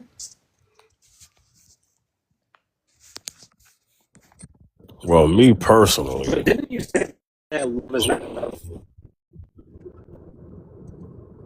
Say that again, Beyonder. before? Like, didn't you say before that love isn't enough to like? I forget what the context was, but you said that love isn't enough. Yeah, love alone, can it sustain a relationship? No, but if we have love to start off with, we build the foundation that holds the home together, which is all the other stones or bricks or whatever you want to call. So it's not alone, it's not enough on its own. It does need the other formations to hold it up, but it has to start somewhere, right? It could start with respect. It could start with loyalty. It could start with communication. It could start wherever you see, each person individually will have a different need, and it could start with your own need, but it has to start somewhere. And I think respect is always a good place to start as well. Right. Would you say that like it's better to like, okay, isn't it better to advocate for action, like, but you're doing it with love? Like if you're advocating for it, but have love as the intention, isn't that? I don't know. Like I said, I think each person's, what they'll advocate might be different. For me, it's love, because for me, it's advocating that people still believe in love, because I think there's a lot of people out there that have actually given up. They have literally given up. It's now become very much, okay, my financial stability needs to be met, or my emotional stability just needs to be met. And people have lost faith in love. A lot of people have. So you advocate what you believe in, and I do believe in love. Love is not bad. It's just some people are not in it for the right reasons. Yeah, but wouldn't you say that telling the truth is part of love? Because if you're not honest, then you're not really love. Like if I tell you comfortable lies about yourself, I don't love you, right? Yeah, well, I don't know. Wouldn't you agree with that? I think it You know, when it comes to being honest, I value honesty. So I think if someone was being honest and, you know, respectfully being honest, because there's a difference between critiquing someone in a positive, you know, positive critique where someone can learn and grow. That's very different to someone who's just critiquing you for the sake of it or to bring you down. So it depends which angle it's coming from. One is for growth and one is to stump. Right, and I agree with that. But the problem is that people are too sensitive, and like even if like you tell them the truth, they'll like say, "Oh, well, you're being mean or whatever." Like sometimes the truth hurts. Like So it's beyond, harsh. I I'm know not gonna lie. what you Like mean. even for me. So like my whole thing is like people try to change the definition of things, right? And it kind of like makes it hard to get through to you because you're altering what it means to you, right? Like my truth. What is my truth? Like, there's only So one truth. beyond, So beyond, if I let me tell give you you the an truth about example. something, that means that Yeah. I love you because I want to tell you the truth to help you out. Beyond, if you So told me, for example, you know, yeah. Dr. Love, you're bossy, right? No, I might get defensive. I might get like, wow, beyonder, right? But no, it's deep not that. down, It's like, Dr. wow. Love. I'll tell you exactly what But he meant. deep Right? down, I'll know that, you know No, what, Beyonder yeah. is right. That's So why I'm not okay with it. no. So look, Wow. Beyonder And I is might taking own his it. girlfriend out. Dr. Love, this is the scenario. The Beyonder is taking his girlfriend out. They're going shopping. She's taking him clothes shopping, right? Which every man hates. So, which basically means he's got to sit there for 3 hours, watch her go around 17 shops. Eventually, she's going to come back to the very first shop that she found the dress in that she likes and wanted the most, and she's going to buy it. Right? She could have bought it the first time around, but you know, where's the 3 hours investment in it otherwise? So this is why men don't like going shopping with women. But the point is, right? Look, the thing is, at one point, and it may not be her favorite dress, it may be in the second or third shop, she's going to try on a dress. She loves the color. She loves the cut of the fabric. She even likes the label and you know, like the designer. And she this is the dress. She's always dreamt of having it. You know, she's just in love with the dress. She puts it on. She comes out. She looks at you and she says, "Darling, you know, what do you think?" You're looking at her. Mhm. She looks like Bobo the clown, but she really likes the dress.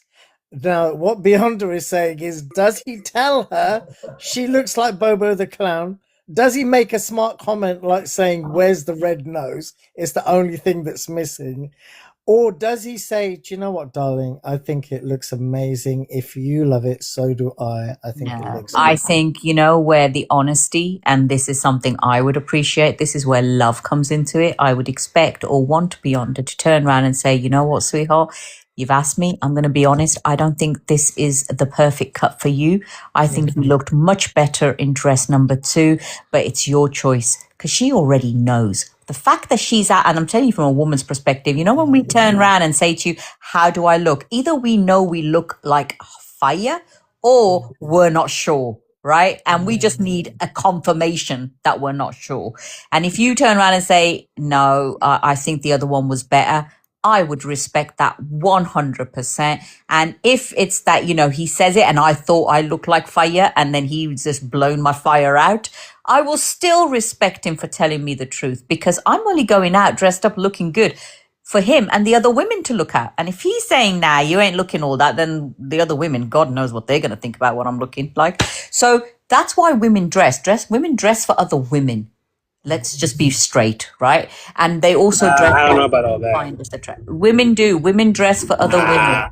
I can't give you that.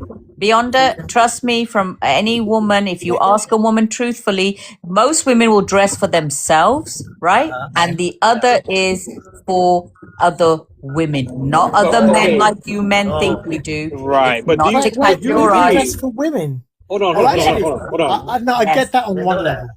And I I Would get you it on agree one level. though that women say things, right, but mean an entirely different thing? Like Yes. what they say and what they do are two different things with women. Yes, some Hundred do. You percent. know? So I don't know. In my experience, and maybe you're right. Maybe you're correct. And maybe you know what, if you are, I'm receptive to the truth. I stand corrected, whatever. But from my experience, women will say, "Oh, it's for me," but then what they're doing outside of the house is not for them. It's for other But that guys. Never that's a believe difference. anything. But no, stop being negative, Bob. Be quiet. Right? There's a difference. There's a difference between behavior and appearance. They are not the same 100%. thing, right? If I look good, I look good every single day, right? In my own opinion, I make an effort. I don't make an effort. Sometimes I'll sit in my house and I still look really good. Nobody's seeing me, but I need to feel good for me.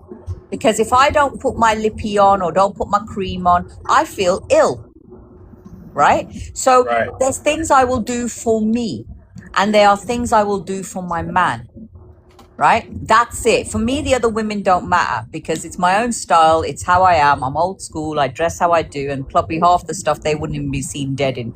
But that's just the way it is. But there are women out there that will dress up and go out with their partner because they know the women are looking at her. Then they look at the man. They are gorgeous women with men that aren't so gorgeous, but all of a sudden that not so good looking man is looking like a 10-10 because his woman is a 11 out of 10. I want to believe you, but I don't know if I can. Men, No, I he am looks better telling 'cause you she looks something good. that you will never know, but I'm telling you I this don't is know. Wait, okay. did Up you to say? you if you believe me or I not. see women Did you looking at other say he women. looks better because he's got I, A hot woman, yes. right? So, but you know what? She looks more intelligent because she's got an intelligent guy. No, I'm not I've talking seen women about. look at I'm other saying. I'm women. just saying it works I'm both just ways. saying, It's like looks and no, you know, intelligence. when a woman feels good, when her man is either dripping with money, right? And he treats her and she looks good because of him, or he has such masculine energy, which isn't about being controlling or shouting or being loud or being disrespectful. It's about his presence. Because I always say masculinity to me is a man who walks in the room and I don't care what he's wearing. But when he walks in, you can smell the man in him. And I don't mean BO, right? You can just tell. I have been around those men that when they walk in, everybody looks and they might be nothing to look at, but there is something about their aura that demands attention. Now that to me is a masculine man, and he might have pot all in his pocket. It's not about his money always. So with a woman, she'll look good in those two scenarios. With a man, if he's with a good looking woman and he's an average Joe, he now looks even more attractive. And those women that wouldn't even give him a side eye are now more interested because of his woman. Beyond a Because they think, how on earth is someone so beautiful with someone like him? He must have something that she wants, or he's got something what? that has attracted her, and then they will go for the kill. You Leave know me what, Dr. alone. Love? I'm this age, and I can truly say that I believe that I'm gonna say it. I think you're 100% right because I've seen women look at other women. I do see it. When you go out to a Women do banquet, that. when you They go do. to a banquet or go Yep. to a special event, they be the women. I be like, I be seeing the women looking at other women. I be wondering. I said, Looking. okay, They're side-eyeing. They're looking. What she got? What? She thinks she all I that. see it all the time. She Yeah. all that. What she got that we ain't got? let Women me compare themselves with women. let me cut in real quick. Beyond a hey man, Yeah, I'm here. brother, you know I rock with you, right? Yeah, Heavy. Okay? yeah. Yo, Dr. Love is not wrong about the women thing, man. Let me explain why. So Okay. women have an image problem. Yep. Okay? They have an image problem. All right. Whether that was brought on by men and women. If women dress for us solely, we would have less. We would see women we would see women with more natural hair, we would see women with less butt surgeries. But women are in competition with other women. Okay? Regardless of whether they want to admit that or not. A woman wants to be the best woman in the room. She wants to be the best looking woman in the church. She wants to be the best looking woman at her job. She wants to be the best looking woman when she walks into a restaurant. Once she sees another woman outdoing her, she will go back to the drawing board. The drawing board could mean she could go get a different dress now, depending on her mindset. She can go to the gym, or she could go to doctor cut you up. Women have image issues, and they see that with other women, not with other men. As a man, you could tell your woman she looked good in that dress and everything. But the moment she shows up at that banquet and see other women and how they look in that dress, all that then went out the window.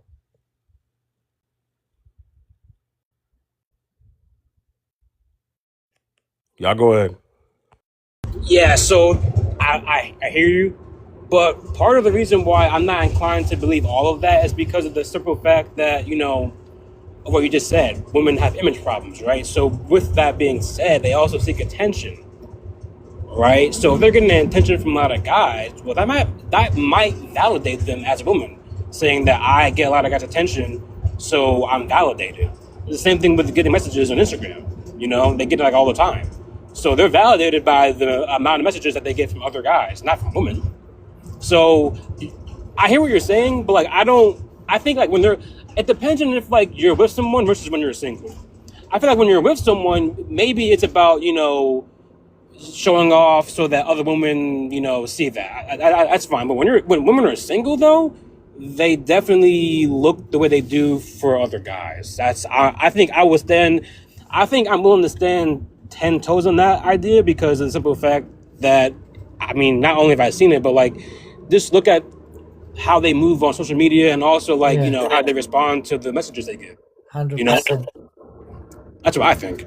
But the thing is, you don't know how we're talking about a minority again. And again, you talk about women looking for validation. Women want to be validated by their men when they're in a relationship more than exterior men.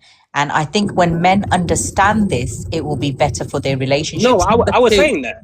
Number two, when women dress up and they go out, if you can accept the fact that they are actually dressing up for other women, you'll understand that it's not about women get attention no matter what they look like.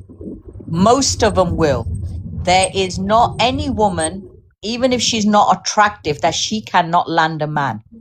A single woman isn't dressing, right? A single woman is not dressing for other women. That's what I was saying. Bob, no, she is. My words was competition. And I would agree with that. If a woman is single and she's going to a club, competing for what though? For a guy? I'm going to tell you. So let's say she's going to a club, right? And let's say she's single, she's going to a club, she's going with her friends. First thing women do, and this is stuff you men don't know about. First thing a woman will do, she will be planning her outfit for weeks, if not days.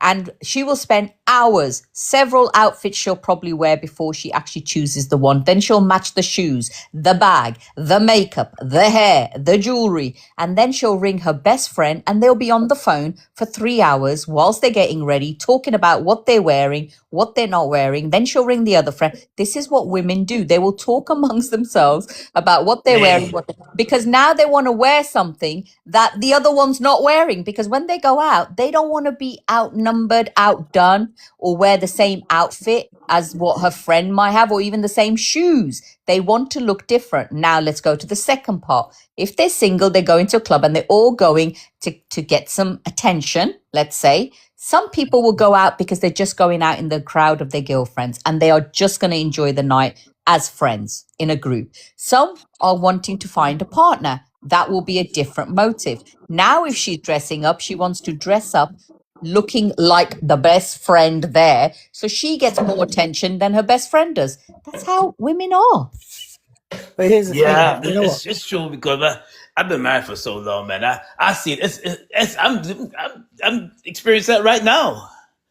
You're trying to buy something new and try it on for days. You're like, oh, I'm going to this bank, I'm going to this special event, and for days, try it on for days, and try to asking you same question over and over and over again. How do I look in this? How do I look in this? How do I look in this?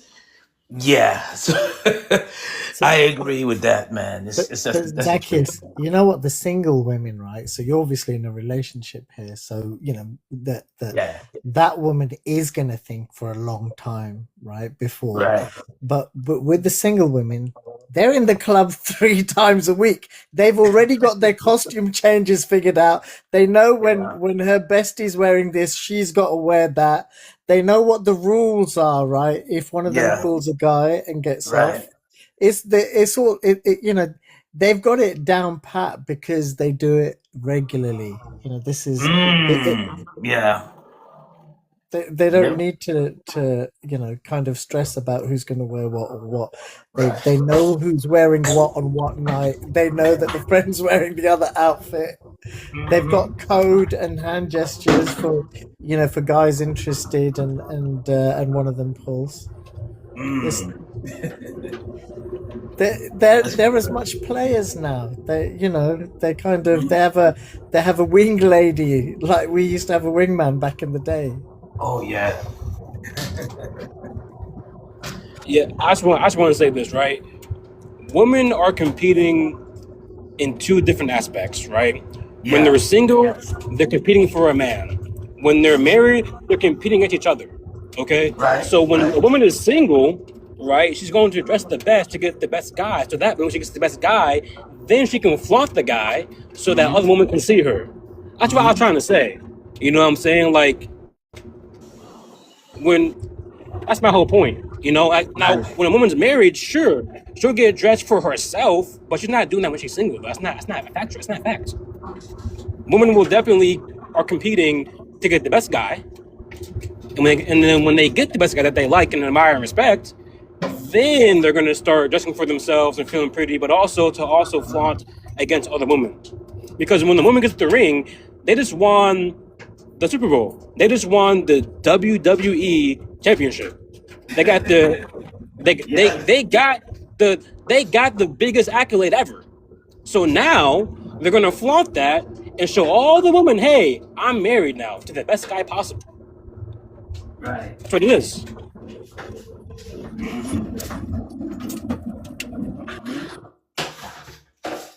Well, see, here's the thing, right? I know we kind of deviated from the topic, but even when a woman gets the so-called best guy, if now an even better guy comes in, Bro, don't take it there. That's so funny. But this okay, is, I love it. I love it. But I know exactly where you're going with this because you know what? If for men, right? When a guy sees that a girl is taken, right? Whether whether her man's put a ring on it or not, but she's taken. Men are territorial. That's a boundary. If a girl is with a guy, that is do not enter territory because men are territorial animals, right? You wouldn't want some man step into your girl, and likewise you wouldn't think about stepping to hers because it's going to go down, right?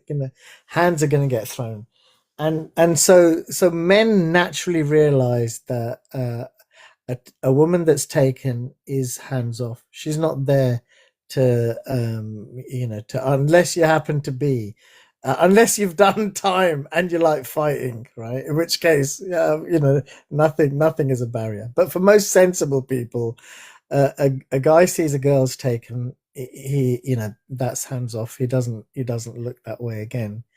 When it comes to women, and a woman sees that a man is taken, right?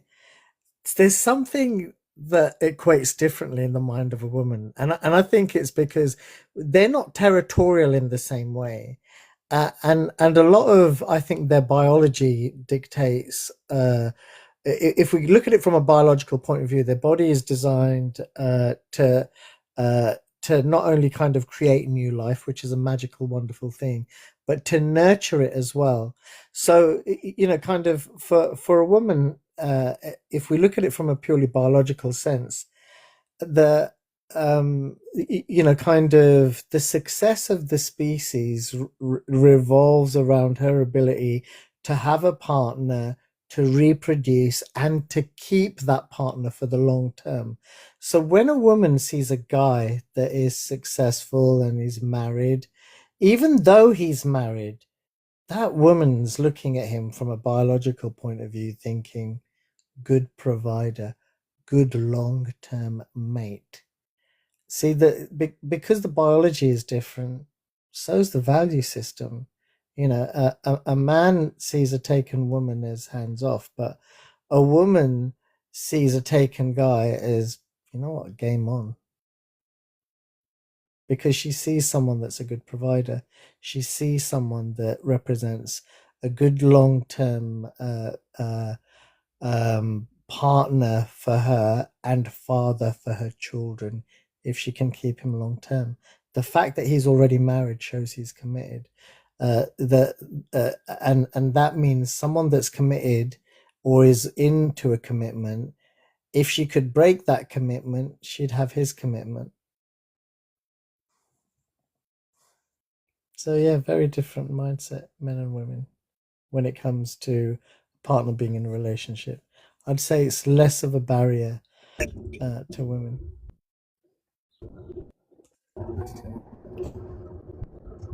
Yeah, Fifth, did you hear my analogy though earlier? Competing and stuff. Hey, can you repeat that again? Your phone's kind of dipping. Can you hear me now? Yeah, go ahead. I want to know if you heard my analogy earlier about women competing. Yeah. So, yeah, because yeah, women do agree. Women do compete in two ways. When they're single, like what you said. I guess what I was speaking to is the competition. You were saying, well, what's the competition for? The competition could be for both. It could be that she wants to hook the best guy and still wants to be the best looking woman in the room, because even if she doesn't get a guy, she can still flex on other women. And whether some women want to admit it or not, but women get inspired by other women, by the way they dress, by the way they carry themselves. And I talked about the BBLs, right? There are women who want BBLs to get a certain dude, but there are also women who want BBLs because they want to have the biggest butt or the best looking butt or the best looking breasts. They'll go as far as go to the same doctor and they'll say, hey, you did surgery on such and such, right? Okay, I want you to do what you did for her, but make mine better. I'm saying if women solely listen to us, because the average man, Beyonda, the average man, if they listen to the average man don't care but don't want all that. There's studies that show that the average man wants a more natural looking woman. And when I mean natural, I mean the hair that she was born with, the hair that actually grows out of her scalp, the body that she pre-doctor. You know what I'm saying? Like, the average man is marrying that. The average man is not marrying women with all these different surgeries and all that. So if they solely listen to us, then less of that would exist. Less of that does exist because the average woman, to be fair, doesn't do all of that. But what I'm saying is that the surgery culture, prosthetic surgery culture, is influenced by other people in that culture itself. So yeah, women compete on many ways, and men, we compete with our wallets, especially if we ain't very tall, or we compete with our talents. You got a basketball player. Well, I'm a better basketball player. we got a rapper. Well, I'm a better rapper. You know what I'm saying? Like that. Even we do it too. We want what we want, but we also competing against other men. Well, yeah, we live in a capitalistic society, so that's going to breed Yeah. competition in all categories, for sure. Absolutely. And you guys will also compete to get the best woman. Yeah, that's the point I'm making. I mean, Well, this is what yes, All right, but also Beyonder, let me that ask you a depends. question. Beyonder. Right, Yes. Beyonder, right. Say you, right, saw a woman, right? I don't know if you're married or not, but let's say you saw a woman, right? She was like a 10-10 in her mentality. She was 10-10 in her looks, her soul, everything's banging, right? And then all of a sudden, fifth likes her too. You both like the same bird, right? Yeah. What are you going to do in that situation? Be honest. What am I going to do? Assuming that we're friends, or are me and Fifth friends, or are we like strangers? Well, let's go with both scenarios. You and Fifth, and then you and Bob. Okay. It depends on who likes her more. I'm humble enough to say, hey, man, if you want her, you can have her. I'm not even going to try. As bro code, you know? I But am if it's too. a stranger, then all is fair in love and war. Okay, so if it was Bob, it's all fair in love and war. And if it's Fifth, you would ask, listen, how much do you like her on a score 1 to 10? And you'd look and you'd back down, you're saying.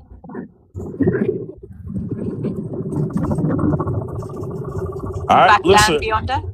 Yeah, he said that he would he don't mind stepping aside if Yeah, like let's say, okay, you know what? Let's say that me and Fifth hung out with her separately, right? And Fifth is like, you know what, man, I think I really like her. If I saw it in his eyes, I'd be like, you know what? I'm humble enough to walk away from this knowing that I can get somebody else. But what if you really liked her too, Beyonder? Good women are easy to find nowadays. I mean, you're not wrong, but also like this is the woman of your dreams. You know, my what you were dreams? looking for in a woman, everything, she hits it. And now Fifth, he's got his eye on her too because she hits everything he's looking for. You're friends, so you may have similar likes. Now what do you do? Still walk away. I'm willing to walk away from something that I want. You know, I know that God will give me back. You know, I might not have one for another one or 2 years, but I'll get somebody else. I will. Maybe God sent her there for you. You say that again? Maybe God sent her there for you to put you to the test. Well, how bad do you want what you asked for? Well, him too. I shall give it. There's no way to gauge on who she was sent to for. I don't know. Yeah, but you've backed out. You've took yourself out the game because you want to be humble. Well, I guess what he's trying to say is if if I backed out first, then he could basically say, yup, that's for me, right? But if he backed out first, then he's forfeiting what's for him because he believes there's something else out there. And you're also not considering the fact of who she likes more. Exactly. There you go. If she likes Fifth more, then hey, cool. I would have said to you two, both of you, give it what you got and let her choose because you might be backing down Beyonder, but it was you she wanted, but you've backed off. Well, you know what, Dr. Love? Do you know what? So I'm gonna say something that's not as traditional right now. Okay. But I think in a lot of cases, women choose the guy. Now, I'm not saying they go up to him and let me get you. Not that kind of choosing. But when a woman wants a guy, she chooses a guy. There's a certain choosing signal that women do that's very different from men. And if a man could pick up on that, then he can know exactly what she wants. True. That is so true. Yeah, to your question, Dr. Love, like if I felt that she wanted me more, then sure, I would still stay. But if I felt that she was feeling Fifth more, walk away. Real quick, Bob, I gotta say something to Dr. Love on some funny stuff, right? Dr. Love, you there? Yeah, I'm here. All right, now, Dr. Love, I know what you look like. All right. So if you somewhere, why do you say like that? Hey, look, I'm just keeping it real and keeping it respectful and safe, right? I know what Dr. Love look like. Look, Dr. Love got these eyes, right? If Dr. Love wanted to let a man know what's up, she's going to use the eyes. She's going to use a smile. So for an example, if you give those eyes and smile to Beyonda more than me, Yeah. you chose him. You didn't say a word. You didn't say a word with your 100. mouth, but you said it with your body. There's a song that Gerald Levert has song, and it goes, "It's written all over her face," right? So basically, it was written all over your face exactly who you wanted out of the two of us. Correct. Now, if I'm a man who cares about my homeboy, I'm gonna be like, yeah, bro, that's all you. Yeah. You know what I'm I saying? hear you. I hear you. That's Yeah. very Yeah, different. I I don't think, fight over. I don't do that. I don't fight. You know, like it's either you want me or you don't. I'm not fighting here. There's no fighting because I'm not trying to. Because a lot of times the guys will stand their ground and fight or whatever. But then it leads to love triangles and fights. I'm doing all that. It's too much work. you know So what? like I either watched the a woman wants movie, me or guys. not. I watched a movie. It's American one. I think it's called. You guys must watch it. Bob, you'll love it. I think it's called When I Turned Pretty, or When I Turned 16 and I Became Pretty. And it's a series about a girl, right, that grows up with these bunch of boys. Oh yes, the summer I I turned pretty. Yeah, yes, the summer the I turned summer I pretty. turned pretty. I You watched guys that with gotta my watch it. fiance. Yeah, we What watched it did you? together. I wanted to. I swear to God, I went through so many emotions watching that film. So I did too. Annoyance and what was the other one? Mad. I was angry and annoyed. Mad. I was angry. I was frustrated. I wanted to throw the shoe at the table. I even switched it off at one point and refused to watch the next season. And then I thought, nah, I started it. I have to finish it. And I'm glad with the ending. But that young lady played both brothers. And that frustrated me a lot. But then when you look deeper into the character, into the stories, you get to know more as it goes on, but she gave both of them those eyes, but the one that she truly loved was, I'm not going to give it away for anyone. You have to watch it. Yeah. It's interesting. But because she felt rejected by that one, she went for the other one. This is also how some women will operate. So do you know what cracks me up? So I was on the phone with someone once, and so women have this kind of voice that they'll put on to kind of lure a guy, and it kind of make themselves sound a little bit more sultry and sexy, right? But to me, that shit is so obvious. Don't be trying tactics on a guy that can see the fuck so clearly through it. It's annoying. To me, it's annoying. It's actually, not only is it disingenuous, right? There's part of me that just gets the ick, because if I'm talking to you, I already kind of like you, right?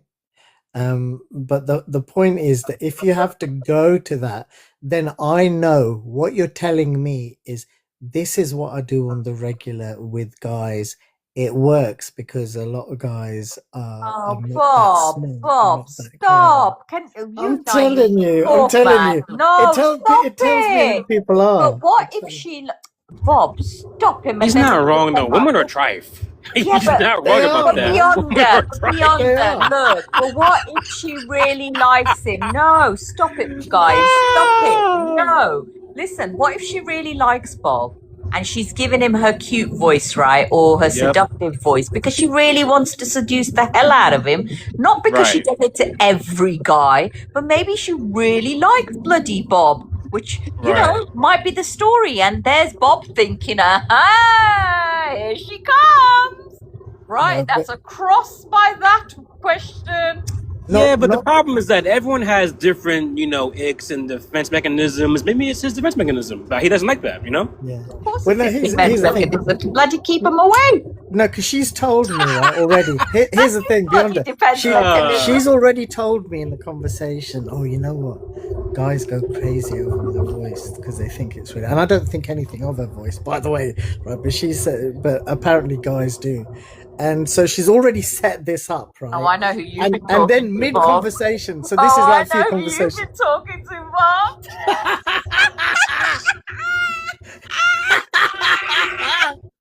It was a short conversation in my defense, dear. Nutter, why did you go there? I know you've been talking I didn't. to. Oh, you behave. You went I didn't. there. I didn't. You went I there. didn't. I You didn't. went there. You fooling you. Fool Listen on you. to me.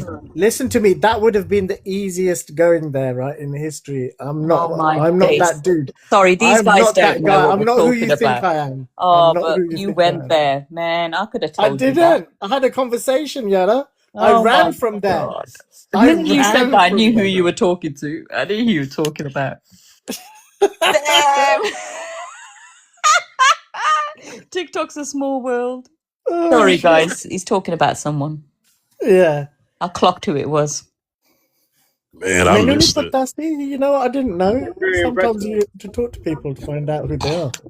I, That's my point exactly. Look how we come back, right? I missed it. Dr. I had Love. stepped away because I'm trying to get ready for work, and I had missed it.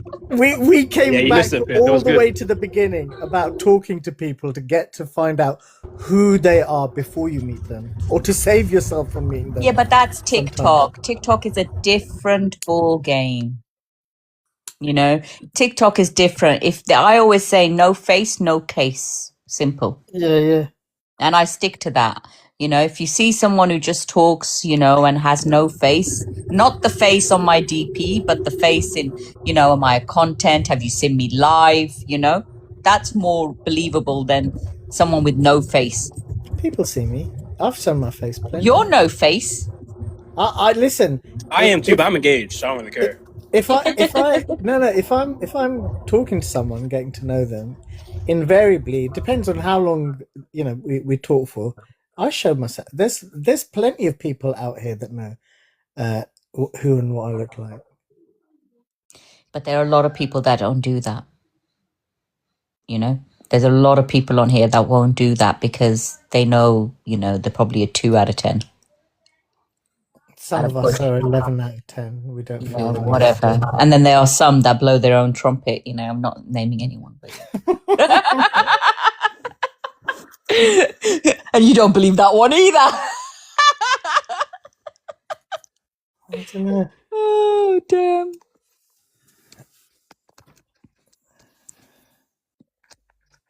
Beyond anything you want to say?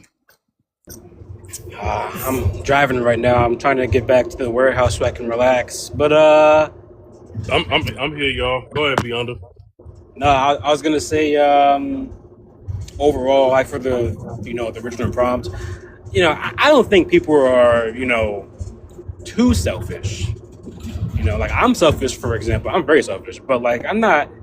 It's not like bad enough to where like I can't be with somebody. Like I've never like I'm pretty modest in myself. I know like my flaws and whatnot, and I work on them day by day.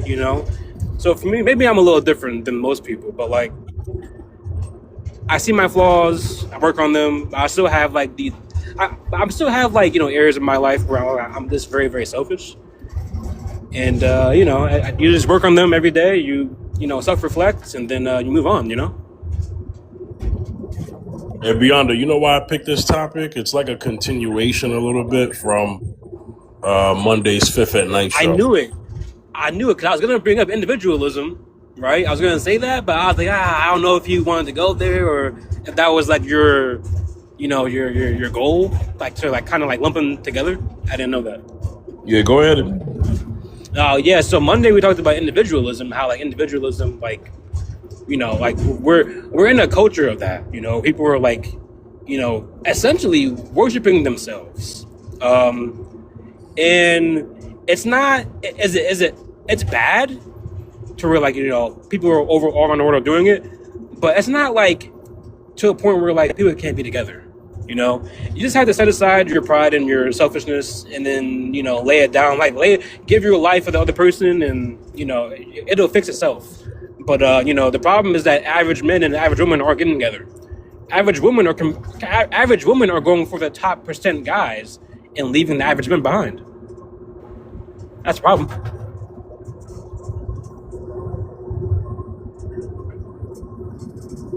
I don't know if you guys agree with that or not, but I think that average women are going for the, you know, the top guys and not, you know, staying in their lane, I guess, or like Yeah, dating within like their proximity, because Well, like because the of average women don't care 100%. about that though. But you know exactly, what? yeah. Also, the problem is, you know, when I don't know what you guys are classing as average and up there and kind of stuff, but I think, you know, that there is a bigger problem in society. I feel we have at the moment, where people, you know, if you're with someone who's got a great chemistry with someone who's got intellect, someone who's also beautiful, that's a lot, right? I think a lot of people, because they don't value themselves, they don't think they're worthy enough or have self-esteem, they will also ruin those relationships. So when women are going for men, as you just said, you know, who are higher than them, that's what women will normally try to do, aim to go up instead of down, whereas men will go down. They won't go up, they'll go down. Women go up, because if they go down, then the men that they find do not feel worthy to have them. And that creates a whole heap of other issues in a relationship, in my opinion. I guess what I was saying is that when I mean average men, right? I'm not talking about like people who make 50K. That's definitely part of it. But what I'm saying is that, like, you know, there are men that have jobs that can sustain a woman staying at home and being a stay-at-home mom. You know, that can be 70K a year or 80K a year. You know, the problem is that what Bob was saying earlier is that we are oversaturated with social media, right? People have access to too many things to the point where like they don't value what they already had. So because that's the case, right, with men and women see this whole other world that they don't normally see on their everyday life. So they're going to pursue that fantasy life, you know, with guys that are out of their league, and go for those guys, right? And then not worry about Tim down the street, who's definitely husband material, but she's not going for that guy. She's going for the guy that can provide her a lifestyle. That's a fact. Yonder, can you hear me? What was that? I said, can you hear me? Yeah, I hear you. Okay. So I'm a little confused by the numbers you gave. You said, what I heard you say was there's men who are making 70, 80K and can't afford to have the woman stay home and be the stay-at-home mom that she wants to be. Yeah. But why would that woman in your scenario, who is looking for the man who could provide a lifestyle, why would she not go with him? Because he like you said, can provide the lifestyle.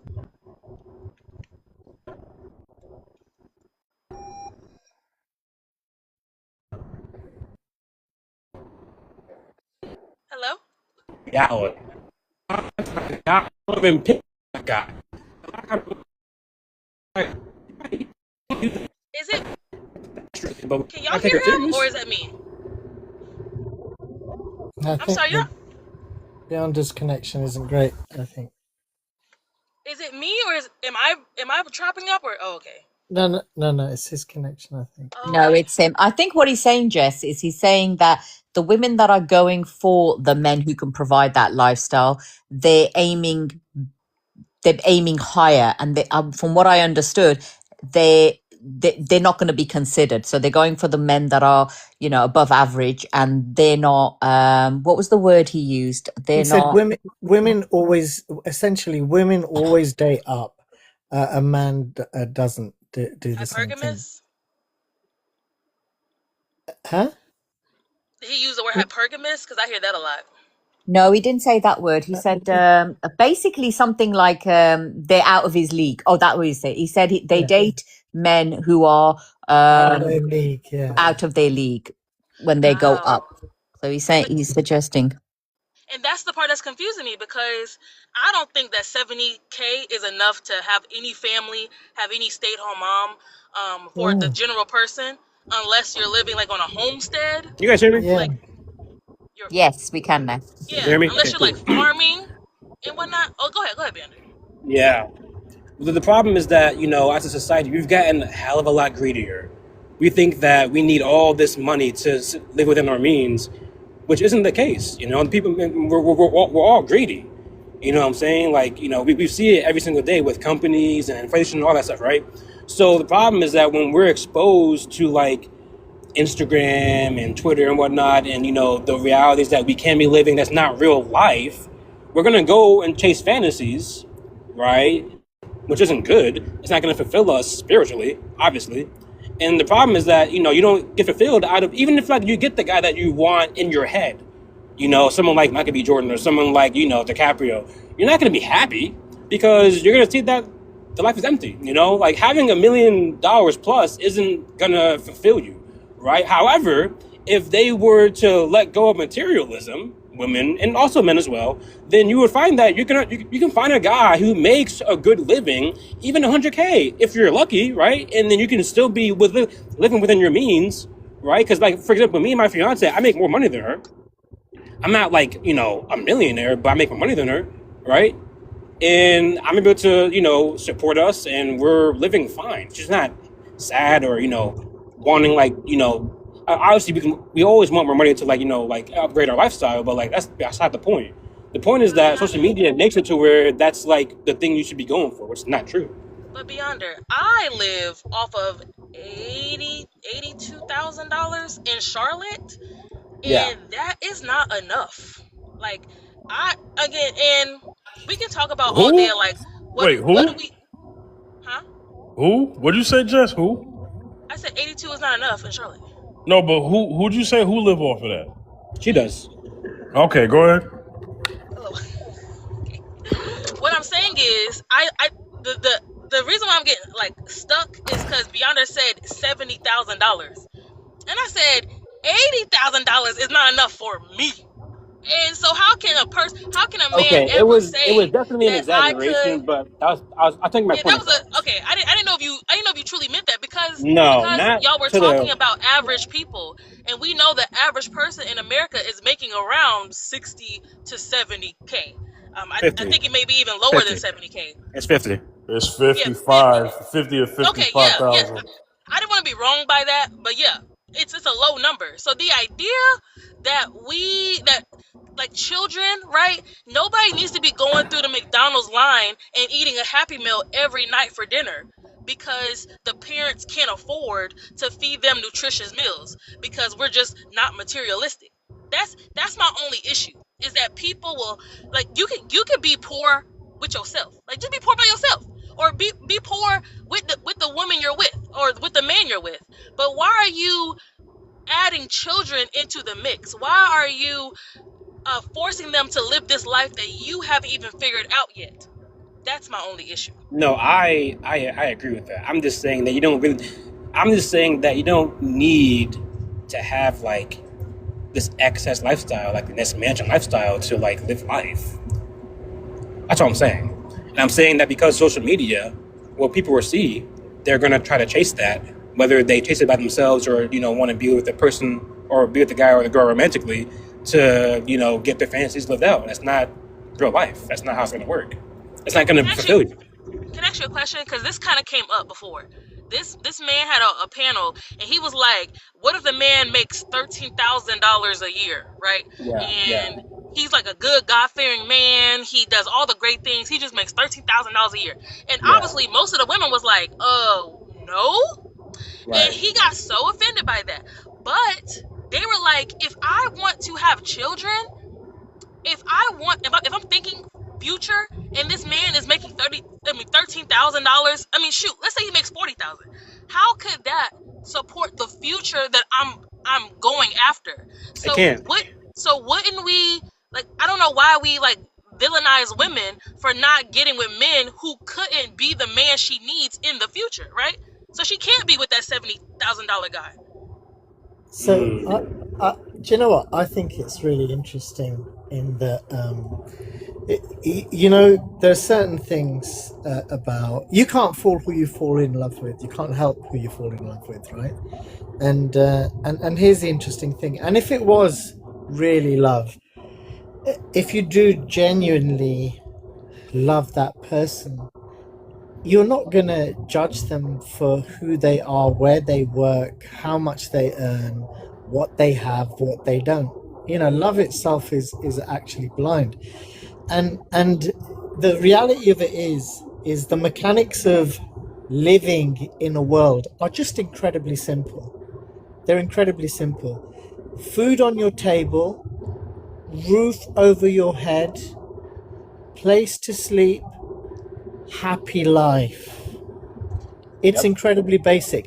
From there, what happens is your expectations beyond that, or how bougie your place should be, you Yes. know, how patterned out your crib should be with kind of number of cars that have to have this badge. That's Yes. what kills you. That's what kills you. But That's what I'm actually, life saying. itself, pretty simple. That's what I'm saying, Bob. You get it? Yeah. Live in a cot. You know, like that's cool for like bumming it, right? But I can't live in a cot if I'm trying to have a family of 5. Like, you know, Yeah. like If you're there has homeless, to be there if has you're to be. homeless, a cot is bougie. If you're homeless, everything is Not relative. always. But you know what? A mindset is either beautiful or it's I don't. ugly. It's either entitled or it's free.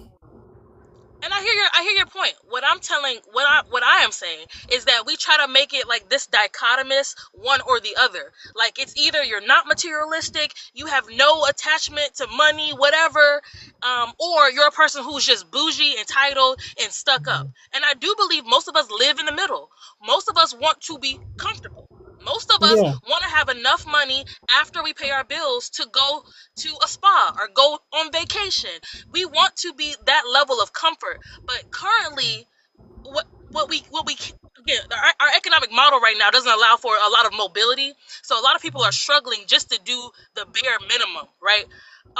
But sometimes I feel like we're being kind of disingenuous in this conversation, saying that it's either you don't care about money, you're a person of the earth, or you're super freaking bougie, and now you're entitled to this $100,000, $200,000 man, and you're not realistic. I think Well, most no, of us Yeah. live that's. in I the was middle. talking more so about the millionaires, Jess, not the Now 100,000 you years. know the Yeah. average woman not going after no millionaire, Beyonce. I think. Yeah. I think it's yes, they different. are. Show I me, think it's. show me.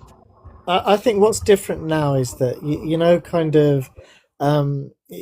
I think house. It's not the same world now. If you're kind of young entering work, say you just left college and you're starting work, now you're facing a kind of Mount Everest, whereas people you know, their parents sort of faced a different kind of working world, and also kind of potentially dating, settling down world, because house prices were a lot more affordable. Salaries as a percentage of you know, kind of what a house was worth were reasonable. Now they're inflated out of you know, out of sight, and so someone that's young starting out who wants to save up, buy a place, settle down, have a future, the maths ain't mathing as easily as they did for their parents' generation. And so I understand exactly where you're coming from, Jess. And but you know, either way you slice it, no matter what point in time you go to, I think you either own money or you're owned by money. And I think there's a subtle difference between the two. Keeping a healthy relationship with it, understanding that it's going to come and kind of go, it's literally energy, just of a different form. Helps you kind of keep your priorities in life. And actually, do you know what? You meet a good man, right? Someone that you can fall in love with and have a brilliant future with. You might just be catching him at his start. You might be catching him. You might look down on him because he's a musician. You might actually walk past him and go to the guy that you know, kind of works in the CE, you know, has a 6-figure job, and then tomorrow, you know, that dude that you walk past, because sometimes talent's always going to come to the top. He's going to end up being famous. You'll switch on your TV one day and you'll see him on your screen in a concert playing in front of a couple of 100,000 people. Yeah, Bob, you know what? We'll stand by him, right, when he ain't got nothing, right? And then when he becomes, you know, the Don, he's just going to be looking for a younger model. Yeah, we get it. Exactly. We Always get it. We get it. We get it. We stick by you. And then when you're making a bit of money and you're looking kind of cute, you want to go and be like, oh, hello, Susie. You're 20 years LeBron younger than James me. be What you cheating so bad. saying? Yeah. LeBron James And is then a we're like, huge cheater. damn, I But yeah, supported you. LeBron's demonic. I I'm just gonna say that stood there. by LeBron's demonic. you. Hey, I let's gave He you got get married young. baby. He got married let's young. let's He's still with that lady. Oh, sorry. let's get the.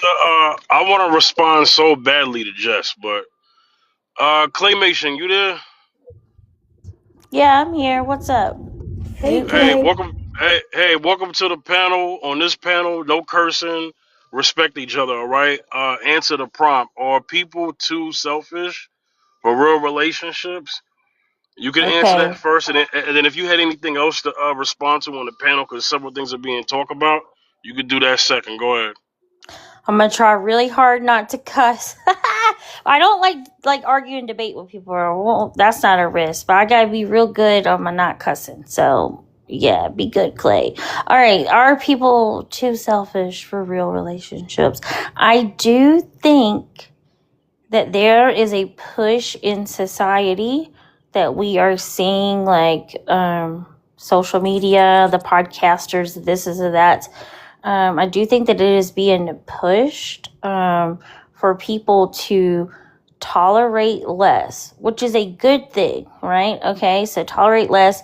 You can just be on your own. You can just do this, just do that. Like, I don't know. It's like people are choosing to self-isolate more and more and more and more because they're putting up with less.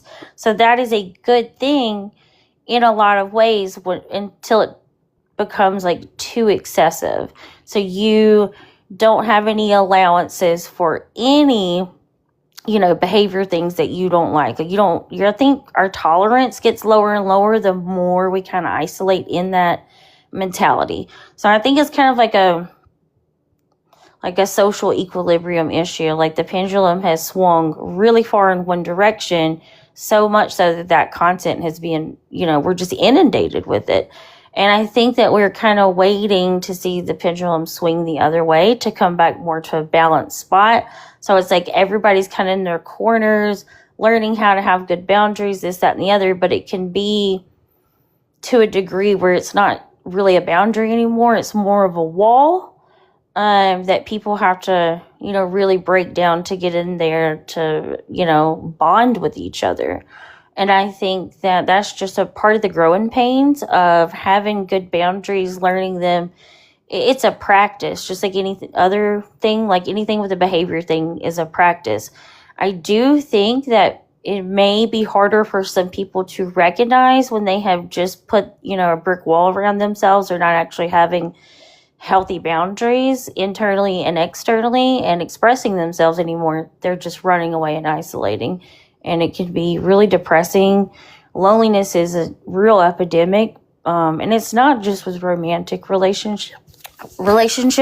It's also familial, and then day-to-day friendship relationships. Like, I think we are as a society experiencing the negative symptoms of it. And I myself am trying to make sure that I'm cognizant of my own behaviors that could be a wall, and not, in fact, just a healthy boundary. And that's what it made me think of. Thank you for asking. So, Jess, you there? I am. Jess. All right. So let me make it quick because you said you only got a few minutes.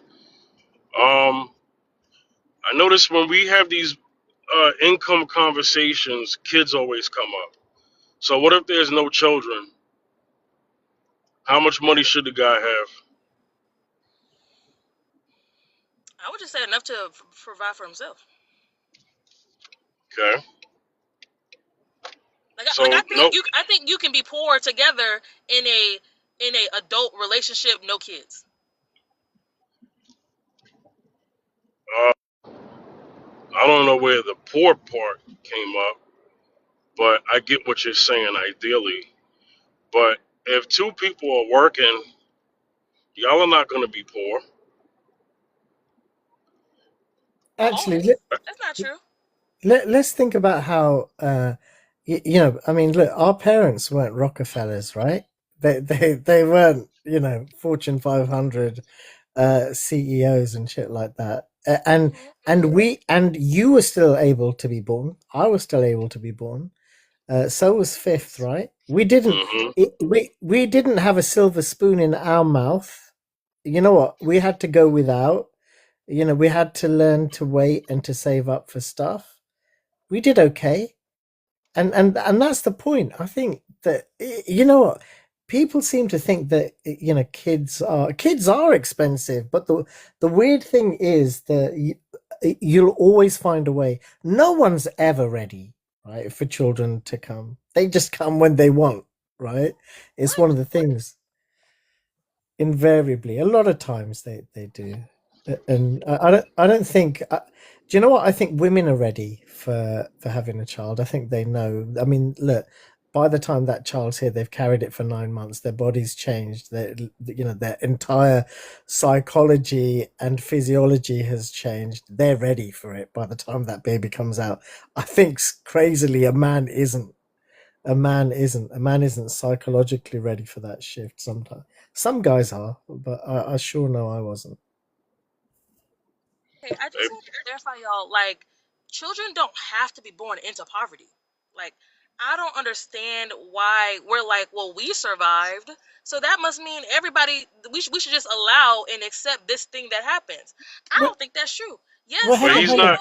Wait, Poverty hold, is wait, Like, hold yeah, on. mhm. Let go ahead, Jess, because go ahead. Because that's what I'm hearing both you and brother say to me when y'all come to the mic talking about, well, no one's talking about poor. I'm talking about poor. I'm talking about the people who don't have enough money to provide nutritious meals for their children, so the children have to eat those struggle meals. I'm talking about those kinds of people. I'm talking about the people who don't have enough money to put their kids in recreational sports and get them out the house so their children are on their phone 16 hours a day. I'm talking about that. And I think if you cannot afford to do the things that are conducive to giving that child a quality life, not just allowing that child to survive, because I feel like those are different things. Children should have quality upbringings, but a lot of parents are just keeping their children alive. And I don't think that's good enough for the most vulnerable people in our society, which are the children. I don't think if you are poor, or if you don't have enough money because you're living paycheck to paycheck, if you have a gambling addiction and you can't save no money, you're not the person who should be reproducing and procreating. I think that's fascinating. And yet, the majority of people, right, if you look at the great and the good, sports stars, people that have become good, they came from nothing. And you know why they made it? Because they had nothing and they wanted something. So, you know what? I think you're, uh, Wait, um, brother, brother Bob, yeah, real quick. You're yeah. not familiar with Jess. No, I All right, know, let me I get it, I get no it, I get it. no no It's not no no. indictment. It's not No. an Hold indictment on on one second. anything. It's saying, Hold on one second, brother. Hold on. yeah. You're not familiar with Jess. This is why you got to pay close attention to her. Jess, the conversation that Beyonda was talking about, because I was on hold. The conversation was he was talking about the average man and woman. So let's keep it there. Let's not take it to the poor, because we're not talking about the poor. When we Yes, do thank that, you. then now the conversation becomes irrelevant. So what I'm talking about is average man income, average woman income, no kids. Can they make it? I don't believe that most people aren't poor though. Yeah, most Okay, people are Because okay. Continue, because that the topic was not about being poor. hmm So the question again, and you know I rock with you. All yeah, right, so it's not personal. of course, of But course. okay, so I'm just asking: average man, average woman income. hmm Can those two make it? Yeah, in a marriage, of course, yeah. Okay, But I already said that. okay. No, well, here's what you did. hmm I had a question. You went across the street. So the reason, so the reason why I want to keep it on the same street that we're on, because I want to get to now the question about the point that you made about making 82K, and you were transparent about that. You didn't have to share that, right? Mhm. But you said 82K. So if you're making 82K and you get with a man who makes 70K, can Yeah, that's y'all fine. two make it Yeah, that's fine. in the city that you live in right now? I Yeah. think Okay. Okay. I think Cool. you might be Brother right. Holt, Bob. 1 second. I'm not trying to be rude, but just me and Jess do this. Okay. All right. Mm. So the reason why I'm saying that is because Mhm. let's just say you want to have a kid, one kid, right? Mhm. What do you think the financial preparation will be before that one child comes? Oh, okay. So the household has to make at minimum $200,000 for anybody to be procreating, at a minimum. I also believe that there should be a 529 savings plan put in place for the child's of higher education, or just some seed money that we're putting away. I do think that we should have a goal. Individually, my goal would be about $25,000 by the time the child is 18. But obviously, with my husband, I would have to see how he feels about that. I would want us to have a house, right, that could support a child or children. So we would have to, again, clean up our credit, do whatever it needs to do to have that particular property. And then I think like a school, we have to see like what kind of schools are available. I guess you wouldn't consider that economic per se, but I think the kind of school system would determine where the house is, which would determine how much it'll clean your credit, right? So I do think they're all working together. But minimum $200,000 is necessary because my children will not be um victims of our bad decisions. Suggest, right? You get to a salary, and so does your partner. Weirdly, Hmm. it is of 99,000. You both, for some reason, hit this invisible, imaginary glass ceiling that doesn't exist, and you can't get over it. You get to the age of 40, and your biological clock is smacking down. You know what I mean? It's running out of time. It's screaming. It's saying, "Baby Uh-huh. now, baby now." But you said no. You said $200,000 and no go. What are you gonna Hmm. do? You're gonna Yeah, nobody. compromise your principles, Yeah, or are you nobody gonna needs to stay have children. barren? So you're gonna give I up. don't think. So I don't think so for Baron. $2,000 a year, right? You're Yeah. gonna deny a life and your husband who really wants to have kids Again, because I would. of a figure that you plucked out of the air. No, it's not a figure I plucked out of the air. I've looked at this. I've looked at that. What would a household income need to be for two people to live in Charlotte, North Carolina, to have a comfortable life, to go on one vacation a year, and Mm, for a person, because I would need a nanny. So for us to have a nanny and for mm. us to be able to go on one vacation a year, how much would a household need? And it's $200,000 in Charlotte. Yeah. So So what I'm I saying love is, that. I would never be with a man who disagree with me on the Mm, fundamental basics about stuff like this. So I'm not mm. forcing him to not have kids. He would already agree with me that if we don't No, make a certain amount of he would. money, we're not having kids. He would. But you know what's interesting? You're Well, Hey, let me creating hey, let the. me Bob, let me answer Bob, your question. Bob, Bob. Yeah, Hold on, slow down, Bob. yeah, I yeah. don't think you heard her.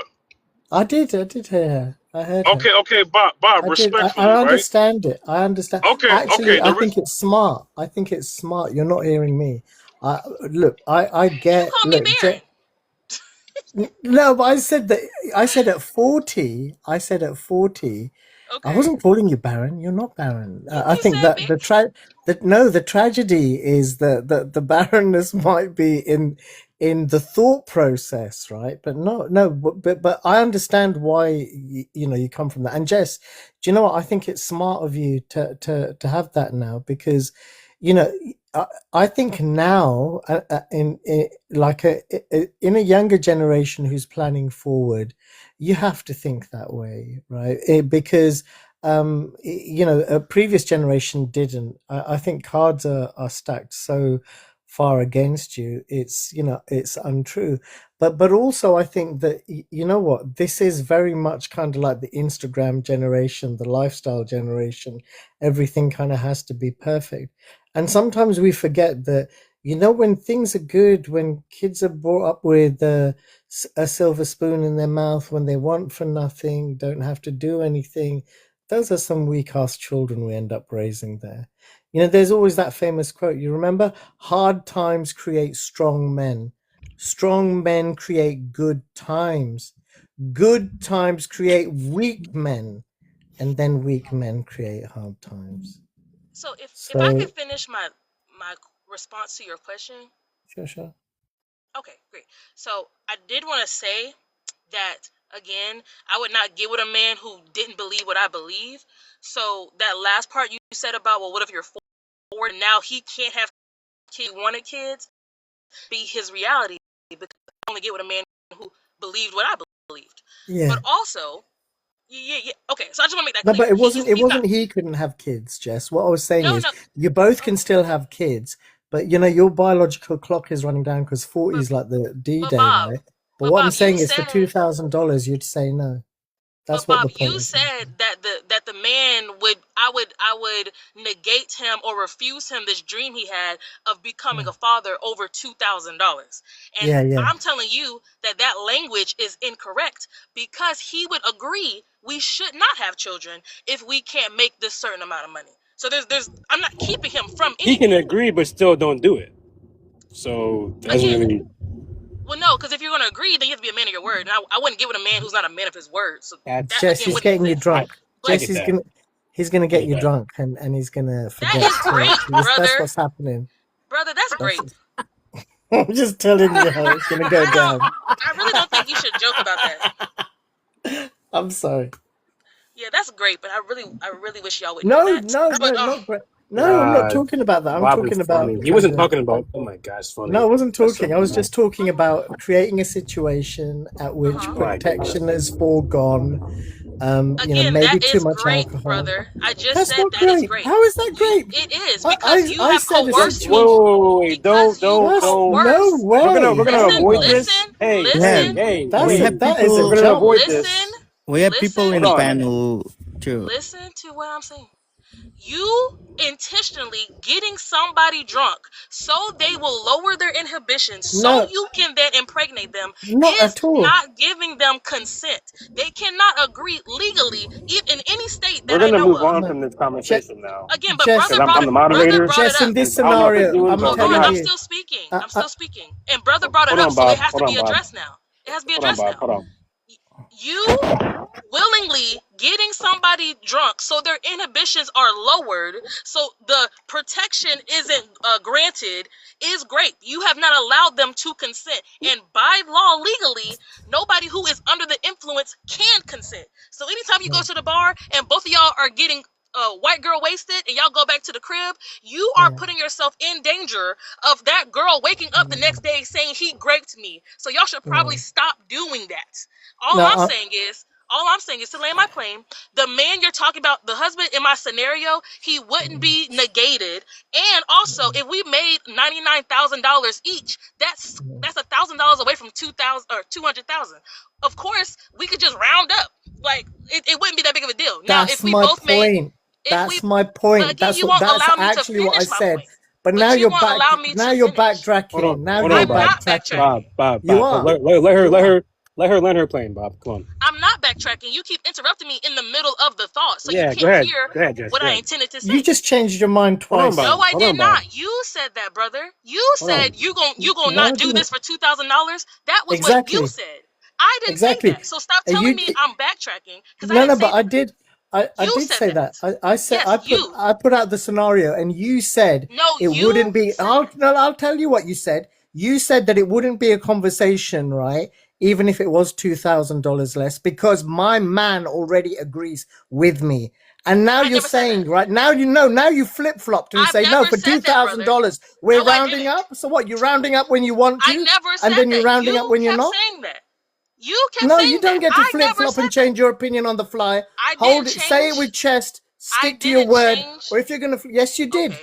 You Okay. literally Okay. flip flopped. I want to validate how you feel, okay, and I need us to actively listen, right? I Jessica did talked listen. about one. That's my No, problem. no, you didn't, babe. No, you didn't. Jessica talked about one part of their scenario. She didn't get to the second part because she kept getting interrupted. And then somebody put in a grape scenario. So then we kept having to divert It's never a from what we grape were actually scenario. talking about. Only in I your mean, head was it a grape you scenario can look because it you up. go You that can way. look it up. I don't make the rules. I don't I make the didn't rules. Hey say yo, that. one mic at a one mic at a time, I've been yo. trying.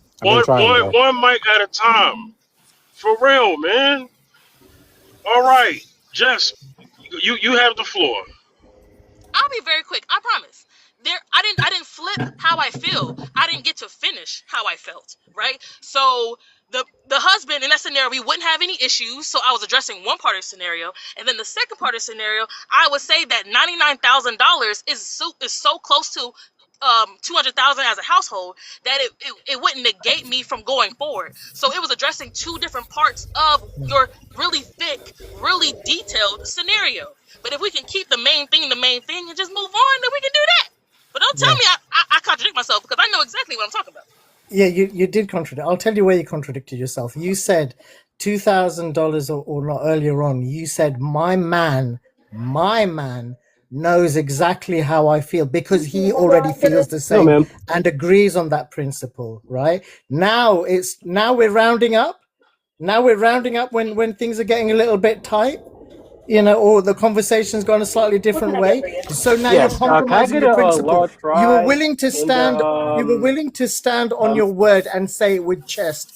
But then when it came down to it, you caved and wanted the baby for $2,000 less. So your principles aren't hard. They aren't fast, and they don't stand for nothing because ultimately you're going to compromise them. Real quick, lighthearted side note. Beyonder, quit big backing over there. I heard that over there getting a large fry. You could have got a small.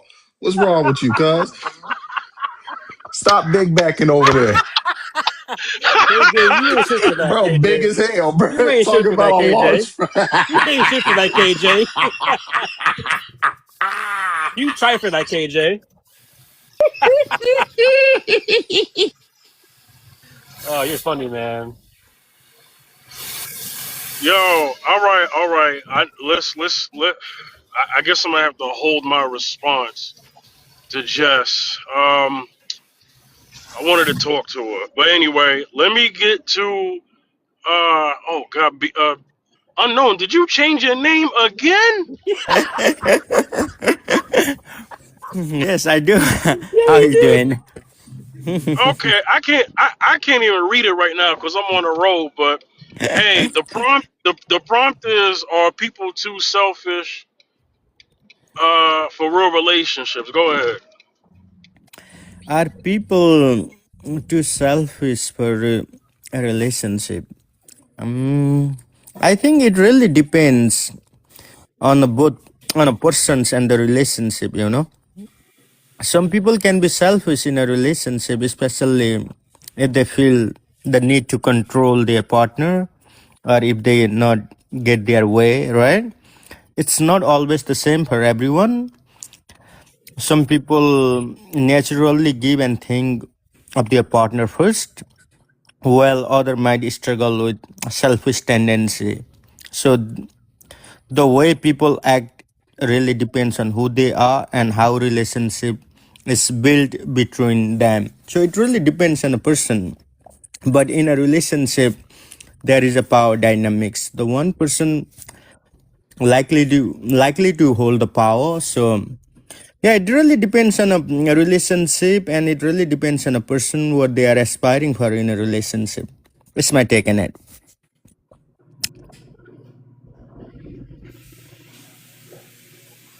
All right, Yayo, you next, and then I'm gonna get to KJ. Uh, Claymation. Thanks for being patient. Yayo, you there? Yes, sir. All right, the topic: are people too selfish for real relationships? Now, Yayo, I know how you talk on here. Sir. I'm not trying to control what you say, but if you're able to stick to the topic, Yes, sir. that'd be just cool. But go ahead, Yayo. Yeah, and if I don't, just mute me. Just No Right. problem, no problem. Okay. I don't. Yeah, that's your panel. I don't get too emotional, but I say yeah, people are too they're too into themselves. They're making an idol of themselves and what things that they think that they want, instead of, you know, the thing God put in us is what we really want. You know, that's why when people get with people all the time and then they get whatever, they don't end up marrying, they end up having children, stuff like that. Really got people sick because they think they're better, you know, than the people that actually is in a how in your face card level. You know what I'm saying? Not even like levels of attraction. And then again, people are just way more promiscuous. And then and I'm gonna land here. I think the nature of women has been spreading to male because women have no honor. Women have no thing. That's why when they turn GAY, nobody really takes y'all serious because, you know what I mean. You need a D. You need a man. But I land there. KJ, you there, KJ? Bro. It Yeah, makes sense. listen. See, Hey, can y'all hear me? Hey, KJ, Oh my I got a medium instead. I You got know a what I'm medium saying? instead. yeah, you should have got a small Oh, bastard. see? Oh, come on now. You said medium first, cuz. Come on, man. You said medium. Oh my Hey god. yo, KJ, don't Yayo remind you of like a cousin in the family? Like we all got a cousin like Yayo, right? Oh my god. Yo, I swear. Yo, that's why I let Yayo come up here, cause he's like a cousin. He reminds me of one of my cousins, yo. Oh my Oh god. my Yo, god, KJ, go bro. ahead, and then I'm gonna get, and then I gotta get the Black Beauty. Okay, all right. Ooh, breathe. Okay, cool. Are people too selfish for real relationships? Yes. Case in point, yes. There are a wide variety of people who are more hyperfixated on their self-interest, not understanding that relationships inherently are supposed to be transactional, which means that there's something that you provide to said person and there's something that they provide back to you. Put it like this. A relationship is supposed to be like tennis and less like tag. I'll let that sink in for a little bit. Mhm. So with a lot of how relationships are, a lot of people go into the relationship thinking, what can you do for me? As opposed to how may I be of service to you? And because of that lack of effort and that lack of urgency when starting a new relationship with somebody, that's probably why 70% of relationships fail. And that's probably why a lot of these relationships end up failing because of lack of interest or, God forbid, infidelity, because people are going to gravitate more towards where they're gaining certain attention. And when they get that certain attention, they're more likely to make silly decisions outside of a relationship that violate your boundaries, depending on who I'm talking to. So, needless to say, yeah, people are very selfish when it comes to relationships, and it's unfortunate, but that's why you got to court and vet who you're talking to. You made such a good point. Shall I add really quick? I really like to respond on what he said. Pip, may I? Or do you want me to wait? You gotta wait for Black Okay. Beauty because she popped up. Black Beauty, go ahead, Black Beauty. Can y'all hear me? Yes, we can. Okay, how y'all doing today? Um, Good. I'm gonna say, people in relationships are definitely selfish. I think a lot of times people only think of like I think the man who just spoke, they thinking about self. I mean, at the end of the day, it's you're not moving for just yourself. You moving for a person, and y'all supposed to compromise and accommodate each other. And I don't think neither side is really doing that. It's more so I can do it by myself, which I think people know that they can do it by themselves. But if you know you don't really want to do it by yourself, why not release some of that independence or control? I will call it control or comfortableness that you're accustomed to, because that's really why people can't really make it work, because they're comfortable with being how they are, even though it's not good for the relationship, and they know that, but they don't want to adjust. I think a lot of people really don't want to adjust, which result into selfish behavior. But when you deal with a partner, it does not only affect just you, it affects them as well. And if you care enough about that person, and it's a small adjustment, then I think you should do it. But I don't think people don't want to do the work. Let's keep it really above. They don't want to do the work. If it's easy for me to play the game and do me, and I ain't got to answer to nobody, I don't have to adjust to nothing, then I'm gonna do me. And I think that's where we at now. They comfortable with the poor behavior and the standards, which is resulting to people not being able to have a good foundation in a relationship. And I'll land there. All right. Soul Survivor. How you doing, Soul Survivor? Hey, Fifth, my lovely. I am good. How are you? Hey, real quick before you go, I just want to make an announcement since we're at we're 2 hours in. As people can see in the graphic to the left, my TikTok schedule will now be only Thursday afternoons. I will no longer do shows on Tuesdays. I've completely lost my Tuesday audience, so there's no point of doing shows on Tuesday afternoons anymore on TikTok. If you follow me on other platforms, I will be doing a show on Tuesday on a different platform.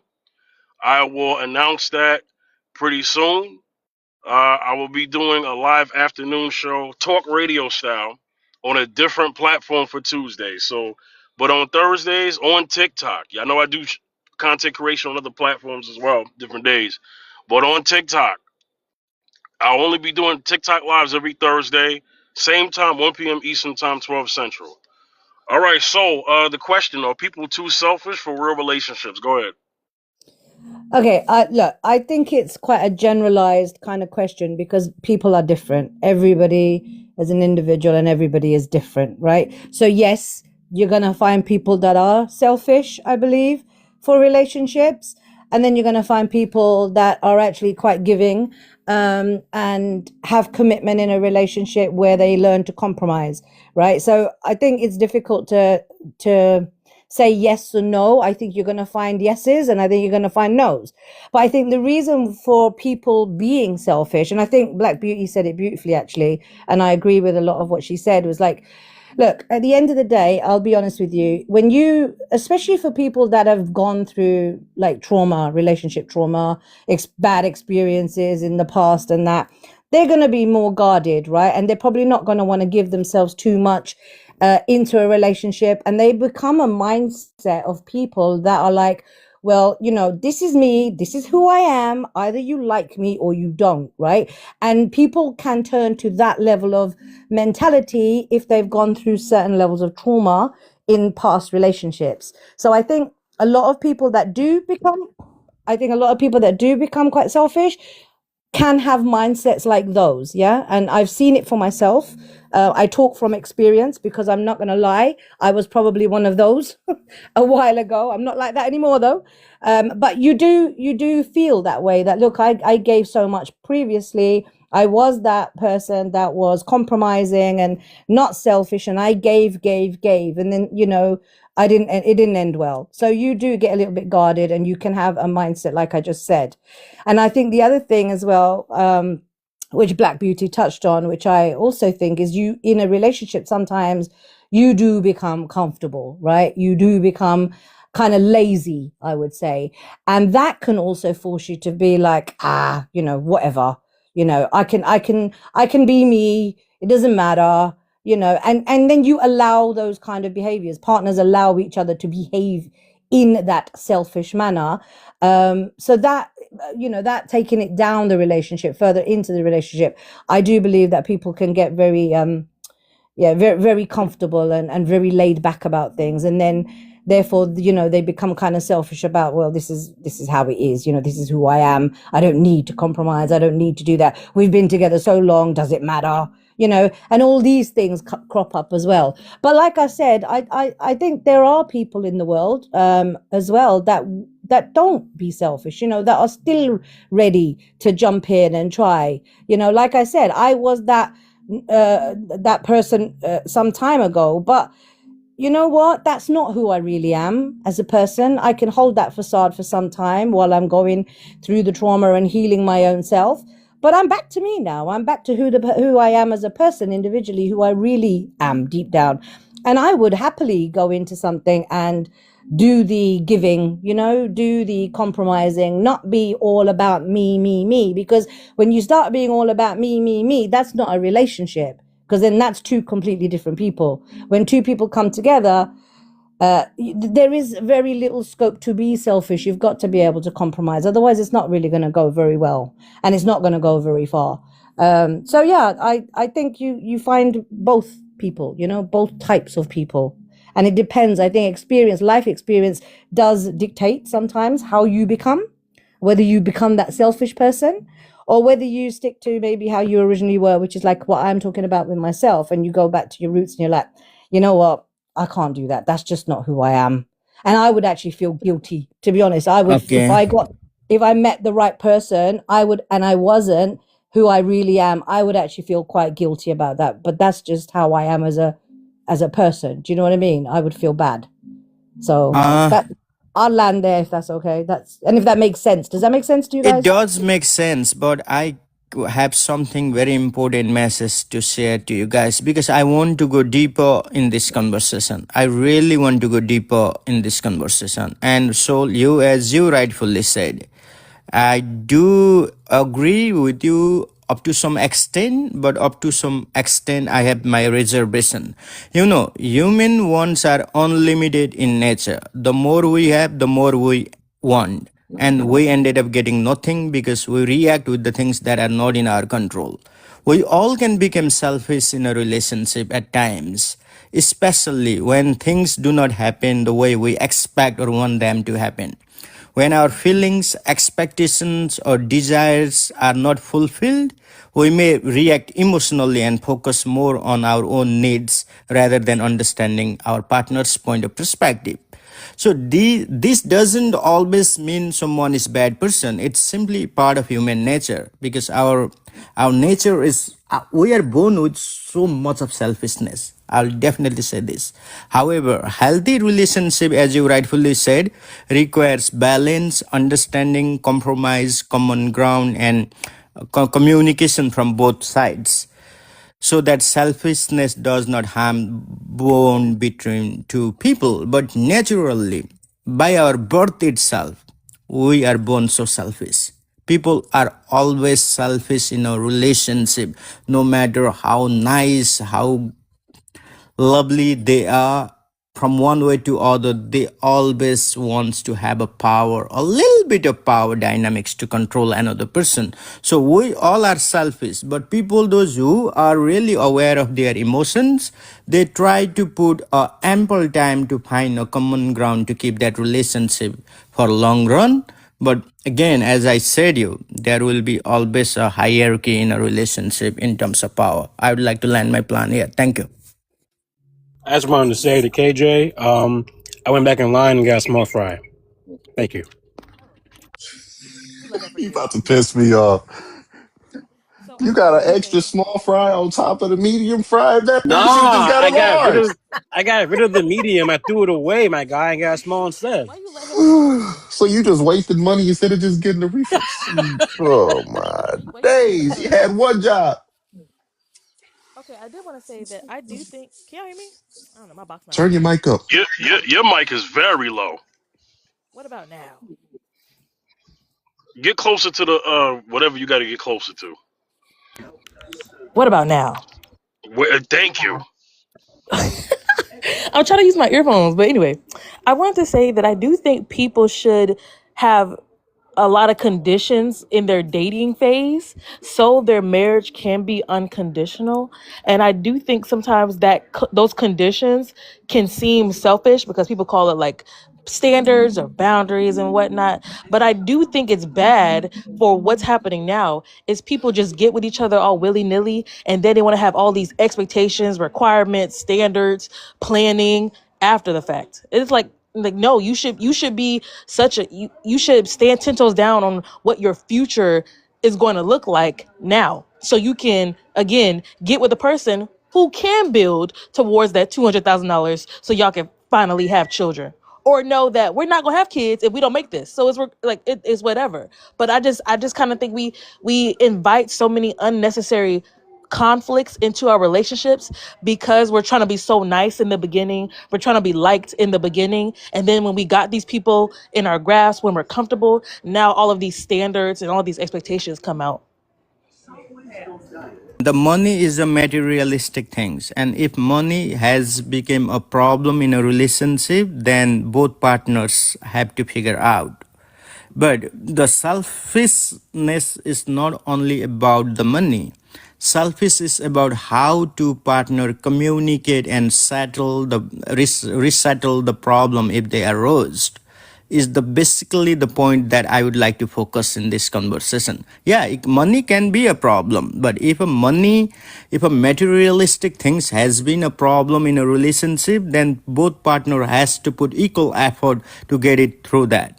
But selfish has so many chunk of components. There are so many other components that comes along with selfish. Selfish consists of so many components: power dynamics, discrimination, controlling, not able to communicate when there are problems in a relationship. These are the major red flags. But if money has become a problem in a relationship, then both partners have to figure out in what way they want to go in terms of money in a relationship. But so that's actually the opposite of what I'm saying. Just wanted to clarify. I'm saying that there would be no relationship to have conflict in, because you're being firm on your boundaries in the beginning, which is very different than somebody losing their job in the middle of y'all's relationship and y'all having a plan. Okay, how do we pivot? But what I see a lot of times is the money conversation inside of marriages or long-term relationships are because of the things they let slide in dating. Like, that person don't know how to save when y'all were dating, and now you're trying to you're trying to get a house and when you're married, and this person don't know how to save. That was something that was apparent in dating. So that's all I'm saying. Some of these things that I we got have, you. That's the yeah. apparently it comes. Yeah, you're right. Apparently, you're right. It's the management skills. If that person doesn't know how to save money, doesn't know how to buy a house, doesn't know how to take responsibilities after buying a house as a household, then that's the problem. I got you. I got your point now. Yes, thank you. Oh my God, why do y'all let her do that, yo? Can I Oh just my can I just say God. something, sis? Can I just say something? Hold Jess. on. Before you go, Soul, Yeah, no worries. fifth, because you ain't. I'm glad that I caught it. I'm glad that you caught it too. But I think you should say it. Yeah, man. Listen. Don't get me wrong. I love me some Jess, but Jess is she's very good. She's very good at. This is why you gotta listen to her very carefully and hear what she says before you respond instead of waiting your turn to talk, because you will miss what she says. So, Jess, are you there? Yes, I'm here. Okay. Dang. So let me mute you. All right, Jess. You know I Yes. rock with you. You know I do. You No, know I it. love you. I love Okay, I love you. I consider you okay, Jess. you. What I say? Okay, now I can finally go back. I could finally go back. Now that Bob is off the panel, I could finally go to my point of what you mentioned.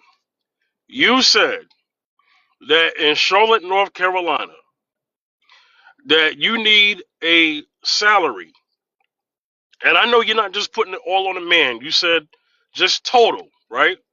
You said you need 200K for at least one child, a vacation every year, a good school system, and what else? A nanny. And a nanny. Got you. That's what everybody missed. So I'm sorry. It was also a Everybody night nurse. It was also a and night a nurse. night nurse and a night nurse. And this is why I said to Bob, you're not listening. You heard her, but you did not listen. This is why when you come on the panel, I'm the one that has to respond to you first before everybody else can go. Now, Jess, Yes, sir. here's the thing. The question was need. You're talking about a want. That's fine. This is why I wanted to talk. This is why he brought up, and I wanted him to stick to his point, but he deviated from his own point, which is very disappointing, right? He asked, hey, Fifth, or whatever, we didn't grow up with all of that, and we turned out fine. Okay, cool. But to raise a child, you do not need a nanny. You do not need a top of the line private school, and you do not need one vacation a year. Now, we would want the vacation. We would want the best school system. We may want a nanny. We may want a night nurse. Well, I don't know, freaking night nurse, whatever you said, right? Those are additions. Those are abundance to provision. There's provision and then there's abundance. For Jessica, she needs that. But for the once again, for the umpteenth time, for the average man and woman, they do not need all of that. Jess, you have the floor. Okay, so I will say, okay, this I'm gonna disagree with that because I'm not a um what's it called, a outlier, right? And I think that's the problem, that my POV is considered an outlier POV. Biblically, people did not have what we consider the nuclear family. It was not mom in the house with the kids 24/7 and dad going to a different county to go and work for a wage. They worked where they lived. There was a community around them.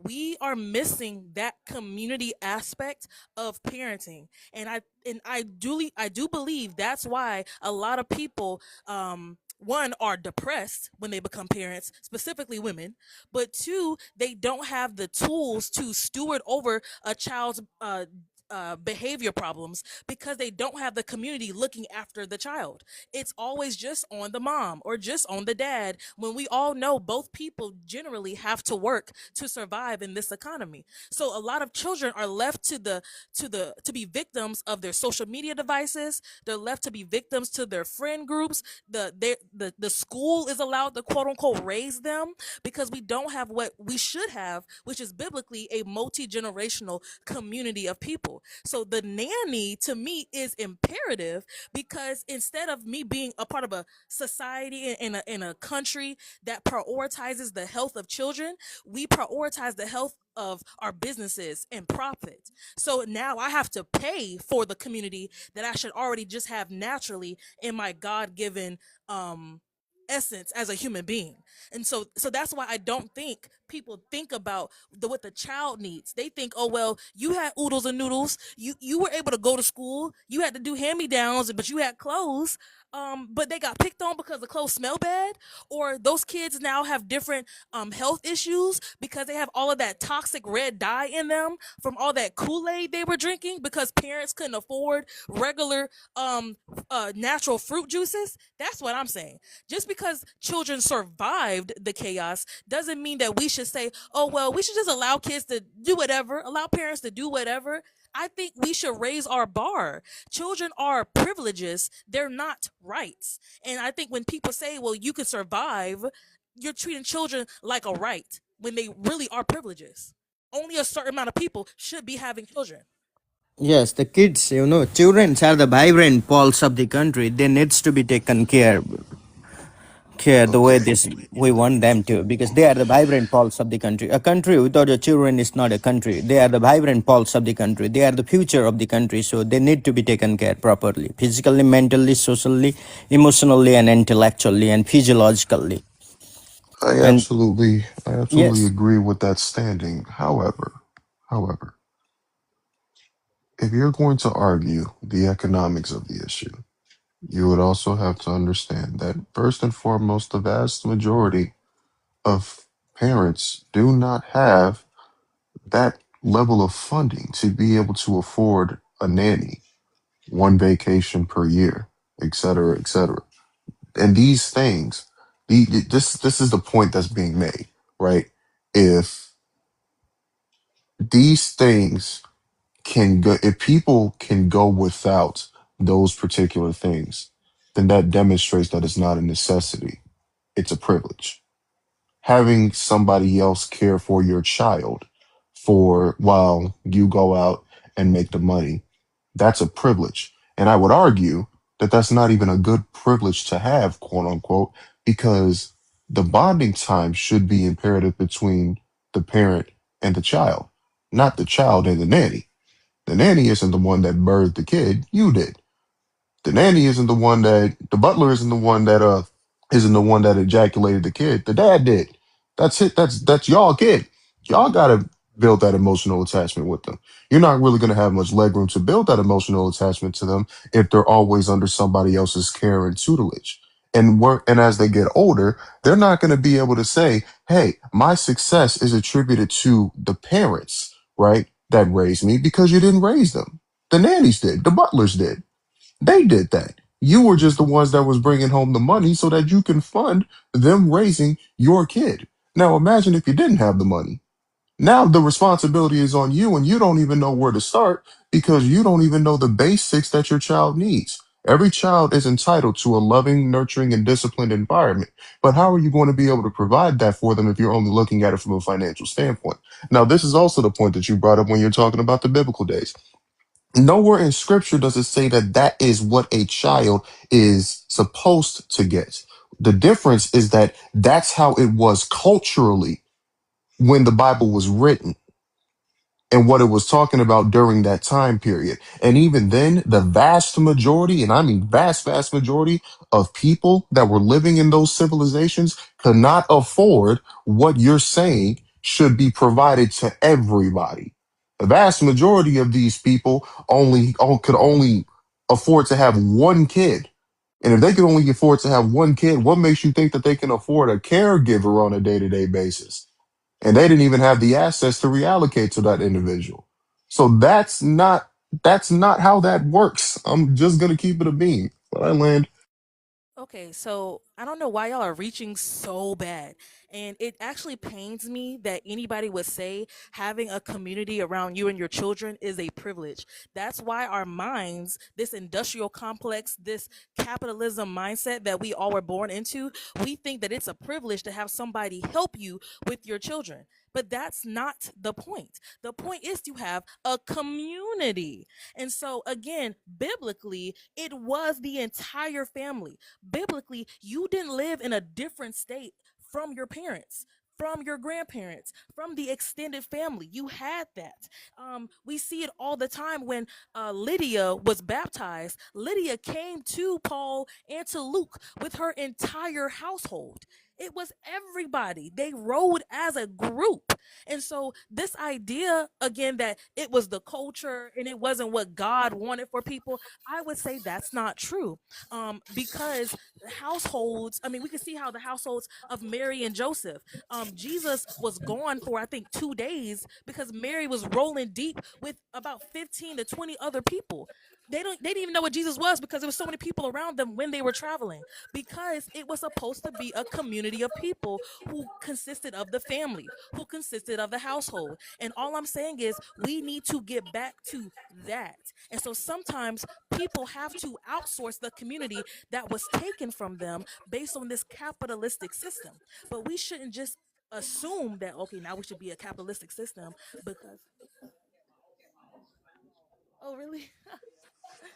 Thank you. But we shouldn't just assume that we should just live inside of the capitalistic system, live inside of the curse, because that's what's more normal now. And just to land my plane, y'all think that the nanny is raising the child more than the school teachers are, but y'all still allow y'all children to go to school. The nanny should not be parenting them. The nanny is support. The nanny is a person who can go pick up the child if you have a meeting that runs over. The nanny is a person who makes sure that they're eating if you're doing something, right? The nanny is not parenting them. The nanny is a part of the parenting plan, but she's not the parent. So I think we just don't need to reach when I say that. But again, please tell me how I'm wrong that the biblical speaking wasn't multi-generational, and we should get back to multi-generational. Right. So the point with the nanny that I was making, and I think you missed it, is that the nanny is the one that is developing an emotional attachment to the child over time because you're so ingrained into work. And we actually see this with a lot of richer families that have nannies and butlers. They're the ones that are looking after the children more than the mother and the father, because the mother and the father is more focused on the assets that they're bringing back to the home. If you actually look at a multitude of studies, this is very true, especially with higher income family households. Now, if we're looking at the main point that you're drawing, I agree that a village would be great, right? But the reason why I'm saying that it's a privilege is not necessarily a privilege for the child, it's a privilege for you. And also, it's a privilege for the people that want to be involved in that child. Because let's make this point abundantly clear. If I have a village that is structured, I have it structured in a particular way when it comes to how I want my child to be raised. And best believe with each child that I have is going to be an individual method that's going to attain to their needs point by point. So the reason why we're having such a lack of village now is because you have a wide variety of people that are within that said quote unquote village that constantly violate the boundaries of the parents, right? And a lot of these times the parents are active in their child's life and they know what their child needs. The point is that if we're going to pay close attention to the vast majority of adults, not necessarily that end up great, but end up relatively decent, have a surface level moral character, are not morally bankrupt like some people are, right? Can easily provide for themselves as per what they've been taught as they've grown up. They've pretty much been raised to be adults, not raised to be obedient children. If you see that, wide variety of those cases, you see that they have come from two parent households. And that's all that they would really need. But you make the argument that me arguing that this is a privilege is simply a capitalistic mindset to have. No, that's not the case, right? We know that based on how history has formulated, because the nuclear family is not a recent phenomenon. The nuclear family has been around since the beginning of time. We just now know how to intellectualize it in a particular fashion. The nuclear family has been a high functioning and high success and has resulted in a high success rate for the vast majority of children, not only in this country, but all across the planet. And because of that, you have children that are raised into adults that know the basic functions of men and know the basic functions of women, as which makes them compatible as they grow older. So just to land the plane, it's not a capitalist issue. And I wish we weren't misinterpreting scripture with just what was culturally acceptable during that time period. But I'll land off of that. Can I say something? Is that okay? I Yeah, just go wanted ahead. to. So go ahead. So I'm sorry. Go ahead. No, that's okay. That's okay. Yeah, no, I just wanted to give my sort of viewpoint, and that is that. Look, at the end of the day, I was in a situation, right, with children, yeah, my kids and stuff, and I understand exactly what Jess is saying in terms of community, family, support network, all of that kind of stuff. I totally get it, and I think it is important if it's possible. So you know what I did? I ended up moving back to my parents. Yeah. When I had children and I knew I needed that support, I ended up moving back to my parents. It meant I had to give up my beautiful home, my beautiful everything. But what was important to me at that time was, one, the support that I needed as a mother, and the connection that I think I could bring to my children with grandparents, right? So it was a two-way sword, positive win-win situation. Yes, I had to let go of some of the niceties, right? And I think sometimes when you have children, it's not about how much you can give them materialistically, right? And maintain that standard of living always. Because I'll tell you something, I've seen many families that come from very little with children that have gone to normal state schools and whatever, and these kids have excelled in life. Yeah, excelled in life. Why? Because they've had those amazing relationships with their parents. They've been able to come home and sit and do homework with their parents. They've been able to sit and talk to their parents about their day at school, have that level of support and interaction with your parents, right? With their parents. And they've gone on to do amazing things. So financially, I don't think it even matters in terms of what you're able to provide, because, and looking at like, the nanny situation and stuff like that, that's to sustain a good life for you guys as a whole, as a family. I'm not saying there's anything wrong with that either, but if it's at the cost of being there for your children, then I think people should think about it seriously, because I think there's nothing more precious for a child than having their parents more available to them, more accessible to them, because that shapes them as people, as they grow. What kind of person do they become? And I don't think that kids with loads of money, right, are far more affluent in future life than kids that come from nothing, because I've seen it with my own eyes. So, I think it's a balance, and I think it's important that we do have support, we do have communities around us, and that can be friends, right? It doesn't have to be immediate family. It could be neighbors, it could be your neighborhood, your friends, something that your kids are comfortable with anyway, because that's your norm of society that you live in. Yeah, if it can be family, hey, even better. Yeah, but like I said, I think, sometimes we've got to understand the needs of the child. Yeah. And that will definitely be the interaction, the knowledge, the seeing of their parents, all of that kind of stuff shapes a child. So it's important. That's really important as well. I'll land there. Black Beauty, go ahead.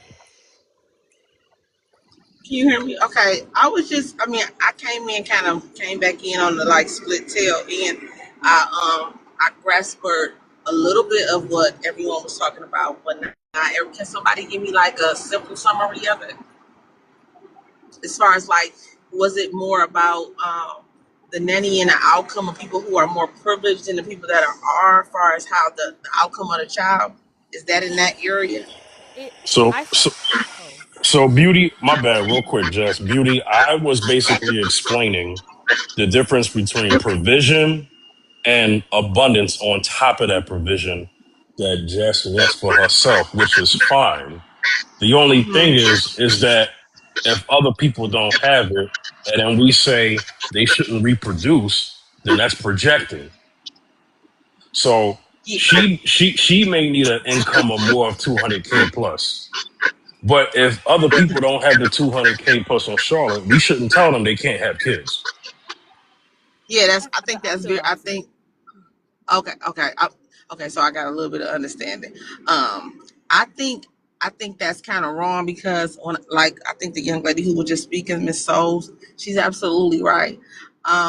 When I think about people who like financially are stable and the family is able to provide, a lot of them, they might work. They work etiquette might be a little bit on the higher because they had access, but far as like support from family, there's a lack thereof, and an entitlement issue usually in that department because of it.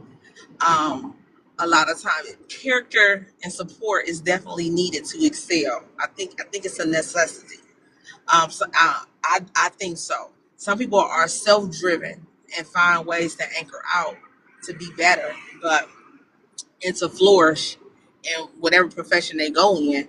But a lot of times when I sit and talk to people who even had it or didn't have it, the support, whether it go good or bad for the ones who are less fortunate or did, the support, all that conversation always come up about the lack of support, no matter if the resources was there or not. That conversation is never not talked about.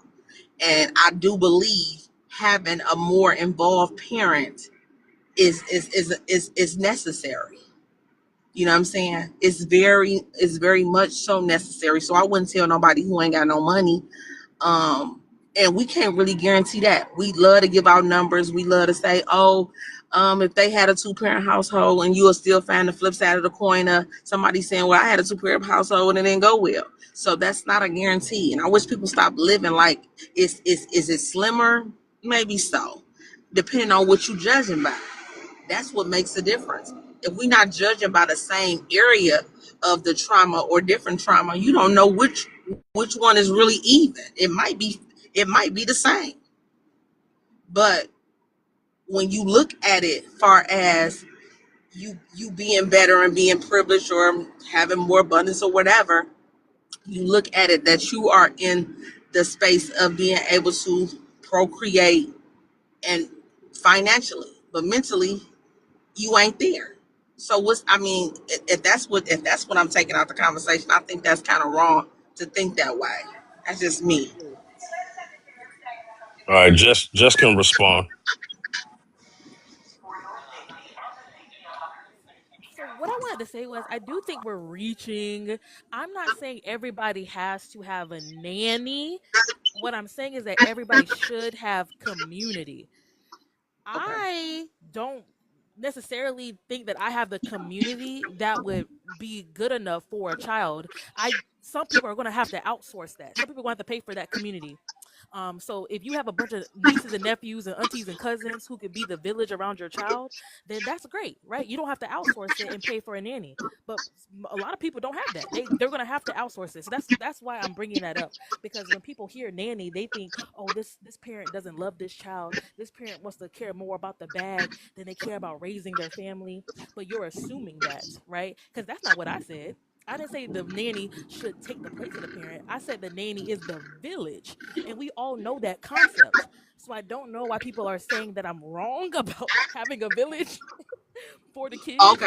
And I do think that's the capitalistic mindset, that you hear nanny, you think privilege, instead of, when I hear nanny, I think community. And I just don't think that people deserve the kids that they have. I do think a lot more people have children, and they should not. And so I'm really advocating for the quality of the life of the child. Like, just because you can reproduce doesn't mean you should. It does not Okay. mean you should. And so there should be a standard that we all have, where we will not have children unless we meet this standard. I mean, even chickens know when there's a danger in the coop, they do not reproduce. But somehow humans don't know that. Humans think, well, I'm just going to have a child and then figure it out later. And I think that's very selfish, like the prompt. Children are privileges, they're not rights. But there are people that are having children. There are people that are having children in third world countries, right? Where there is nothing. Do they not survive? Do they not thrive? Do they not, continue on to be whatever it is that they're going to go on to be? It's They don't thrive, they're just surviving.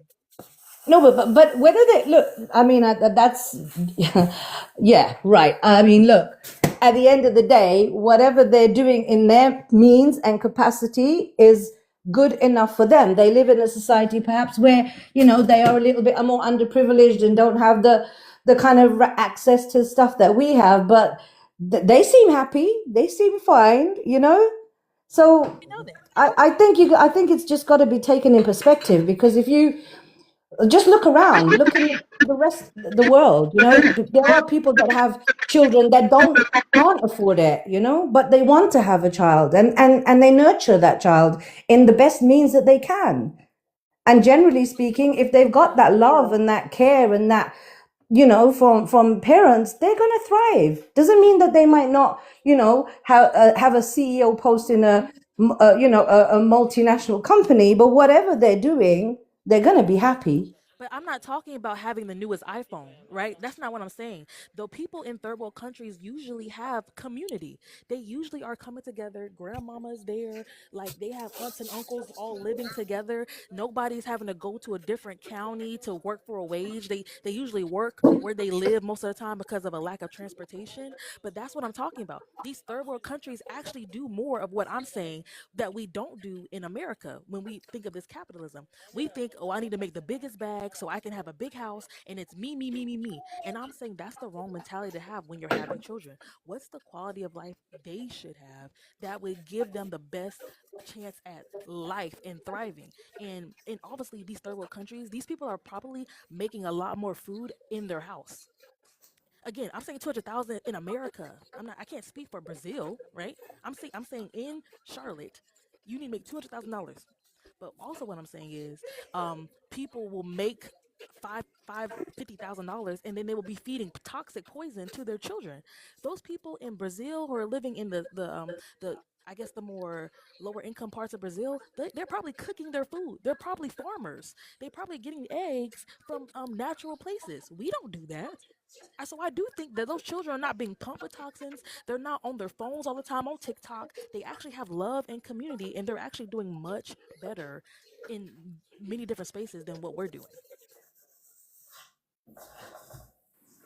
I wanted to agree with you so bad, Jesse, in the beginning, because I think what you said was definitely accurate when you said that people assume that when you get a nanny that you're not taking care of your kids and stuff like that, and that's a form of having a village. But I kind of think it's kind of the same. As much as you felt like they assume the worst about the parent who gets a nanny, you assume the worst about the parent that does not look financially stable to you. I took that from y'all whole conversation. Like I wanted to stand behind you on that point, but it was like you did the exact same thing to the different outcome of what you think, even though you added on the community, which you don't know if they on TikTok. I mean they on TikTok. I see them on TikTok in third world countries. I also know people in third world countries where the mother is still there and the father is here. So you don't know enough of the components that's missing to just have that stance to say that when those things can still be happening in that same country, just not at the capacity where you can see it to be factual, not disregarding what you're saying somewhere else that it could be going on, but doesn't mean the opposite point of it not occurring the same way. So it just depends. It's no guarantee. It's really just trying to do the best that you can navigate. Whether you got a village or not, you can have a village and a child still will go on their own route. You know how many people that said, my mama told me the right thing, my family was involved, and I still didn't do right. It's just the tip of the coin of whatever interests them to not do what's best or turn out the best way. So, village or non-village. Go ahead. It is.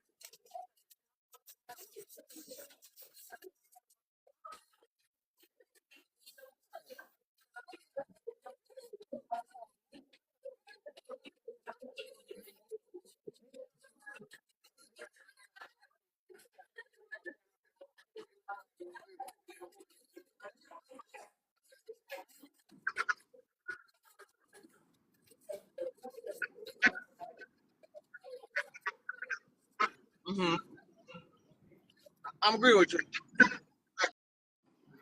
And people should consider it. Yeah, I get it. I mean, I'm from the UK and it's tough. Life is tough here. Yeah.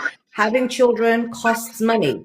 But if you are gonna put on hold something beautiful like having a child, if you so want a child, you make it work. However it does, you make it work.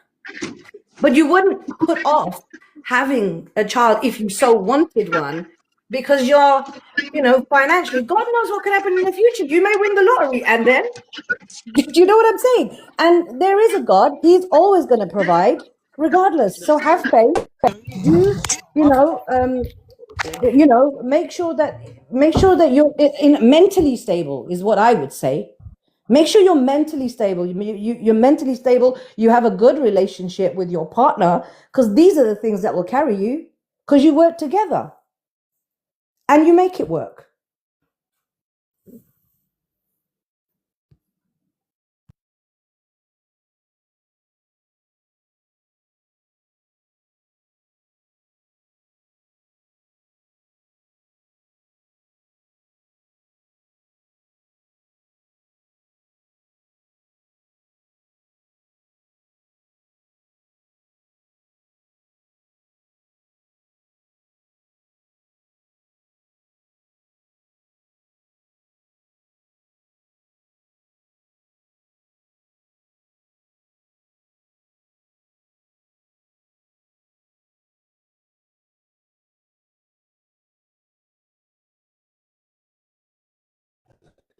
You can,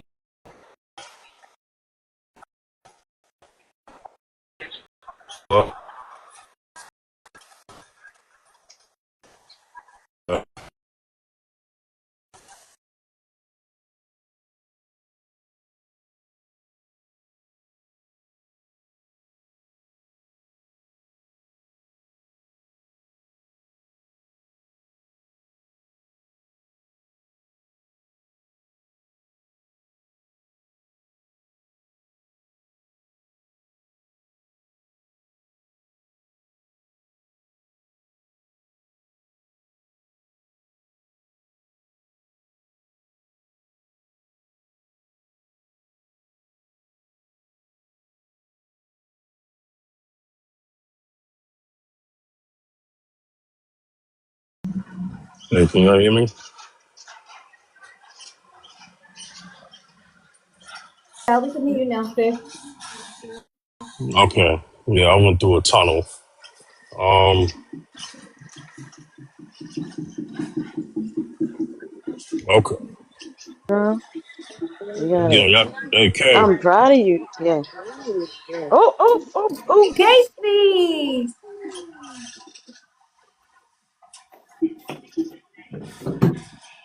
Oh, she's gone.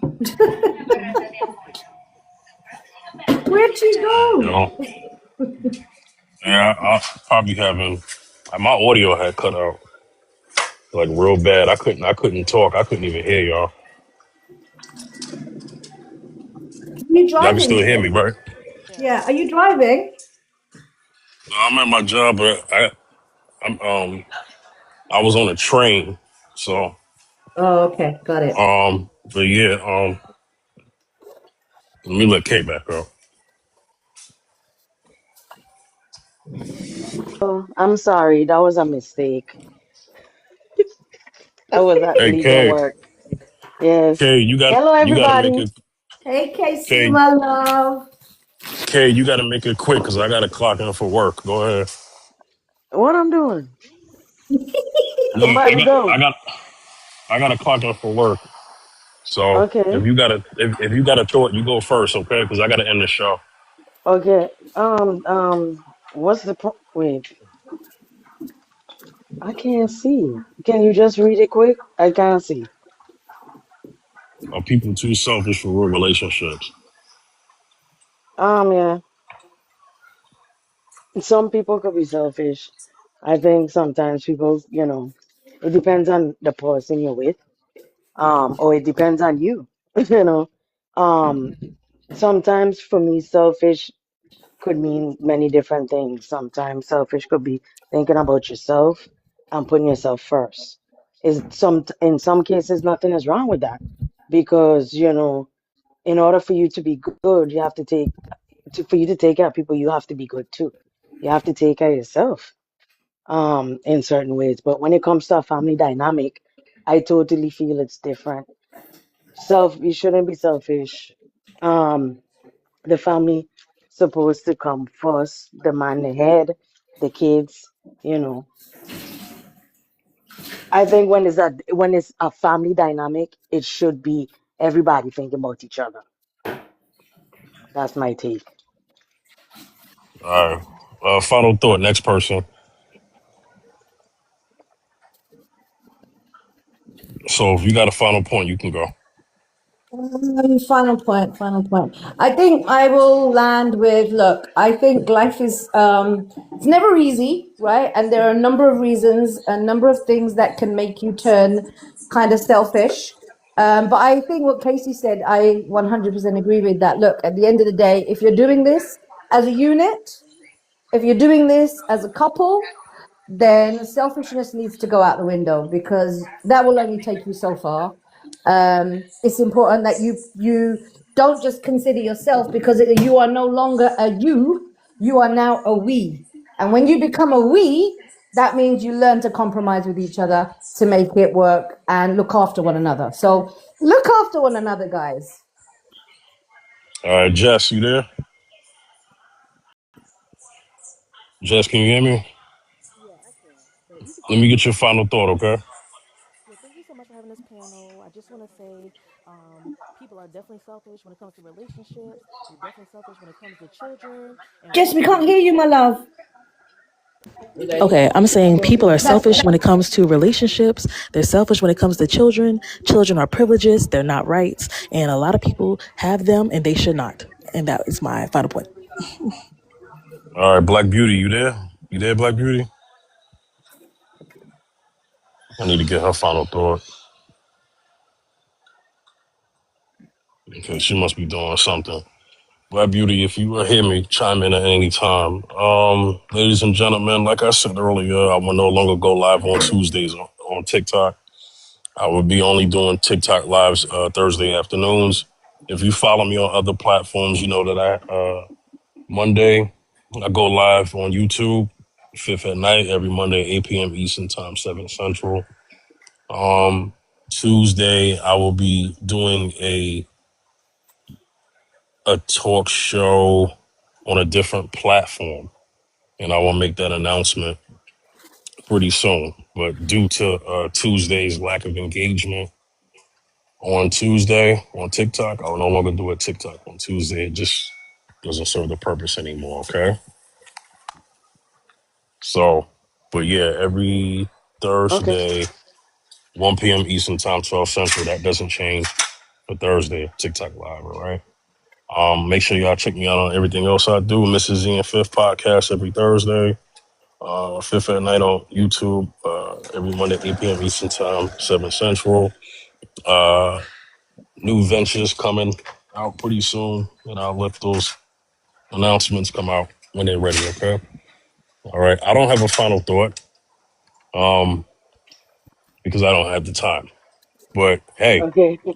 Have a good I will, work night. no problem. On TikTok, I'll see y'all next Thursday. Y'all have a good day. Have a good weekend. You too. See you, a everybody. good one, Tiff. Have a good one, Casey. See you later, See Jess. you. Take care.